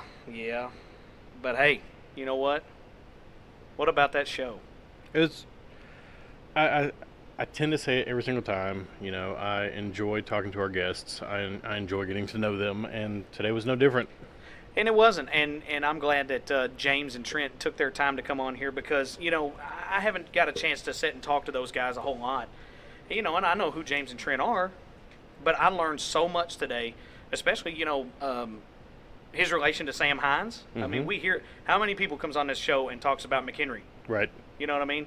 And it was attracted near and dear to a lot of people's hearts. Mm-hmm. And to hear from, the nephew of Sam Hines, he built that track. And Cedar Ridge. Yeah, that's right. So, and a lot of history for James and them, and a lot of history for Trent in the racing community too. So, I think it was an awesome show, and getting to know about the wagon, let them talk about it, and even the Rusty Bolt car and some of their bomber stuff that they did and scrapper stuff. Mm-hmm. They covered a lot of stuff. I think it's pretty cool. I think regardless of what your opinion on the wagon is, because the wagon is polarizing. There are very strong opinions, one way or the other. Regardless of what your opinion of it is, regardless of what your opinion of James and Trent are, you can't deny that they are two of the hardest working men in racing in this area. Well, I think if you had a negative opinion of them, I think you need to just sit. I mean, it would be worth your time to go sit and talk to those guys for about 2 or 3 minutes, and you'll find that maybe you were ill informed. You know what I mean? And I think that's a lot of what we're doing here is we are busting down walls. We are changing preconceived notions. We are helping people get to know those drivers. We've said it pretty much from the beginning. We don't want to just interview the winners. We don't want to, be elitist or anything like that. We want every single person who runs a car, whether you're first or whether you're 22nd, come and sit down and talk to us. We want, the people to get to know you. Well, and that's the thing. And another thing I took out of this episode again today was, these guys are humble, and that's the way. They're not like, hey, we're better than everybody else or do this, that. Okay, they win, you know what I mean? But they do the hard work to win. Absolutely. And that's, you can't be mad about that. You can't be fault for somebody for that. And if they got a little bit of, pride about themselves for doing that, they should have it. Well, and I think there's a big difference between guys who, and you hear it all the time, and I don't feel I'm speaking out of turn with this, but there are guys that have things handed to them. They have race cars handed to them. They have chassis handed to them. They have, engines handed to them. But when you're spending your time, your money, and you're building it from the ground up, I don't see that there's a problem with being proud of what you're doing. I don't see there being a problem with being, hey, we're winning more than we're losing. I don't see that as bragging. I see that as taking credit for the hard work that you put in. Well, he talks about,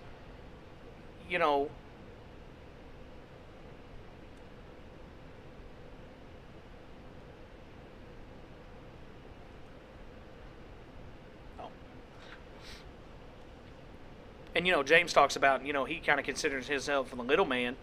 I don't see that at all. Mm-hmm. And another thing I don't see is that, or one thing I do see is what I'm trying to get at here is he talked about how, his main goal is, yes, he wants to win a race, obviously, but he wants to put on a show for those fans. And, it's just like he said, he goes, hey, I'll start in the back. I'll choose to start in the back. He said, because it's a better story if you can start in the back 17th, 20th, and come all the way to the front and win the race, or finish, second or something like that. I know second sucks sometimes, but to do that, it puts on a good show with the fan because everybody's like, let's see what the wagon's going to do next, man. I mean, I even said it before at the beginning of the episode. It's how cool is it to watch that station wagon burn that track up and just pass those cars like they're standing still. Yeah. It is a fantastic thing to watch, and it's fun, and it does defy expectations. So I absolutely agree with him on that. And I think we keep hearing more and more and more from all these drivers that we're interviewing that fan interaction is the number one driving thing. Yep. Yeah, they like the checkered flag. They like the check that comes along with it. But if the fans aren't in the stands, then they're wasting their time. And I think we're hearing that a lot. And I wish that other people would, understand that as well, that it is important to pack those stands. And it is important for the tracks to do things to appreciate the fans, because if you don't have those admission fees and those concession sales, the tracks can't stay open. No, absolutely not. And they rely on that. And they rely on those drivers, and they rely on those cars to be there, but they rely on those fans to be there. And here's the thing, guys, racing's a business. I mean, you have to run a track like a business, and you need people to come and spend money at your track, and that's just the long and short of it. But they want to see a good show. I mean, if they're going to pay their money, they don't want to, just like these guys talked about, they don't want to see one car just, bust out in front of everybody, every single week and half track everybody. I mean, it is impressive that somebody can do that, but how many times are you going to sit and be like, well, this is the same race we paid $10 to see last week, right, what I mean, or the week before or whatever, and they don't want to do that. No, I mean, get 2 and 3 wide. When they were talking about single file racing, that's not real fun either. Get in there, bang some doors, swap some paint. Everybody's having a good time. Some of the drivers might not like it, but it puts on a good show. And I think that's the bottom line. Just give people their money's worth. Well, I think there's still some hard-nosed racers out there. I think it's not as it's not as prevalent as it was, maybe back in the 90s, early 2000s, but there's still some hard-nosed racers out there. And, these guys talked about racing with Bill Mormon, racing with Chris Bunch, and how those guys, we know what those guys can do in a race car, and obviously we know what James Dockery can do in a race car. And, it is a good show every week now. Hey, do guys run afoul of each other sometimes, and people, and tempers get a little hot inside that car? Yeah, they do. You know what I mean? It is what it is. Yep. But, as long as everybody comes out of it safely, everybody comes out of it with, their cars can load on the trailer. That's what we're talking about. Banging fenders and bending fenders, whatever you want to call it that. Hey, a little shameless plug there. But, beating a little bit of doors and tapping some bumpers. That's part of racing. That's what it's always been. That's the way the big dogs did it, back in the day, and that's the way guys still, should do it these days. Again, don't run down the side and tear the whole side off somebody's car just because. That's kind of a cheap shot, But hard-nosed racing, and that's what people want to see. And if that guy's, bumping that guy, the guy's leading, the guy in second supposed to knock on his door. It's the guy in first place job to protect his position, but it's the guy in second place job to take it. You know what Absolutely. I mean? And that's the way it works. And people need to realize that sometimes, paint gets swapped, and so that's okay. That's not a bad thing. Harry Hogg always said rubbing is racing, and I fully well believe that. I've done a little bit of share of rubbing. I'm not saying I haven't done a share of just smacking on some people sometimes, but right. I usually get it back too. If you get out of hand, somebody will probably check you. So, right.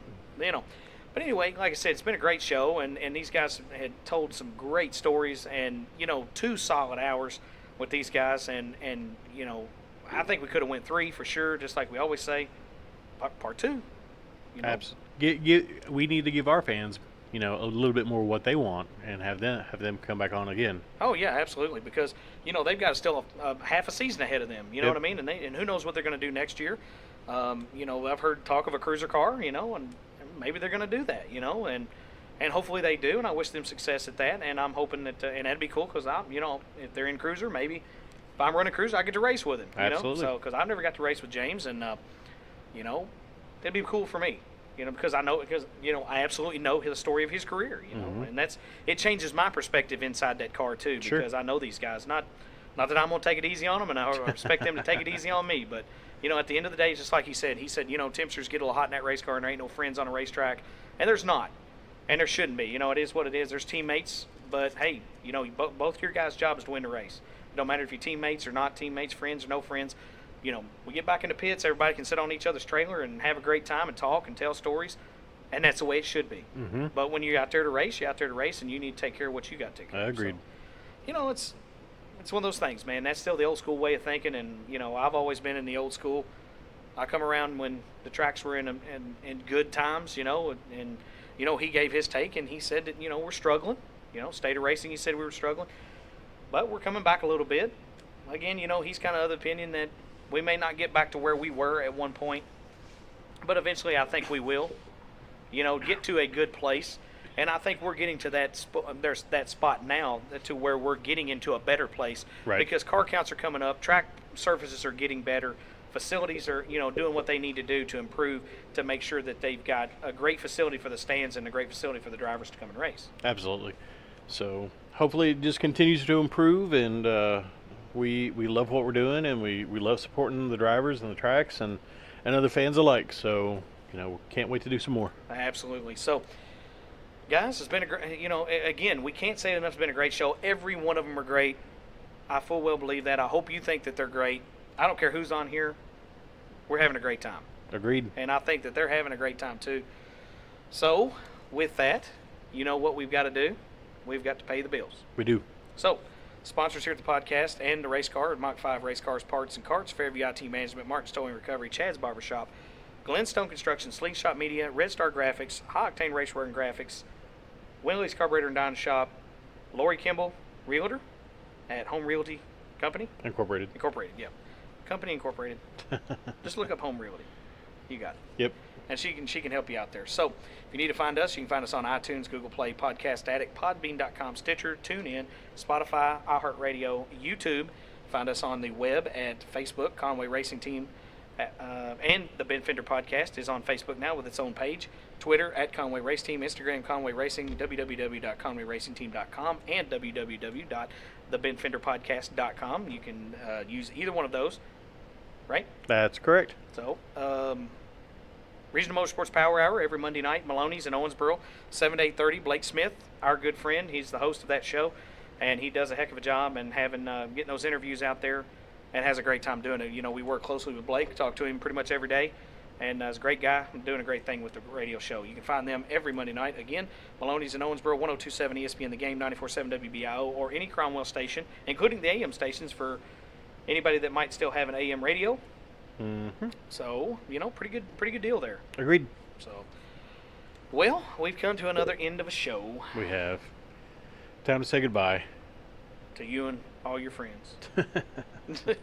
But no, there's a song in there somewhere. But I can't there remember. is. We love the time we spend with you. Oh, my Lord. I don't think the fans paid to hear that. You're not anybody a fan of Hee Haw? Did I grow up? Am I dating myself? I'm still a young man, but I think they came for racing, not singing. We like to share a song or a story or two. That's going to be a spin-off, the Bent Microphone podcast. Yeah, because we're beating people over the head with it or Yeah. something. Or they're beating us over the head with it. Stop singing. Yeah, I know it. Anyway, we better get out of here before anybody throws us off the air or something. So anyway, my name is Nathan Conway. I'm your co-host, and with me as always, Wes Llewellyn, the station wagon. This week, we're going to come dragon wagon, grocery getter. The Wes is a grocery getter, Llewellyn. He's kind of slowed down after the first of the episodes. So. I have. I think we're going to have to rebuild his motor after this one. So Maybe, anyway, but we'll see you guys next week. we'll see. You've been listening to the best up-and-coming motorsports podcast on the internet. Tune in next week to see who we're trading paint with on the Bent Fender Podcast.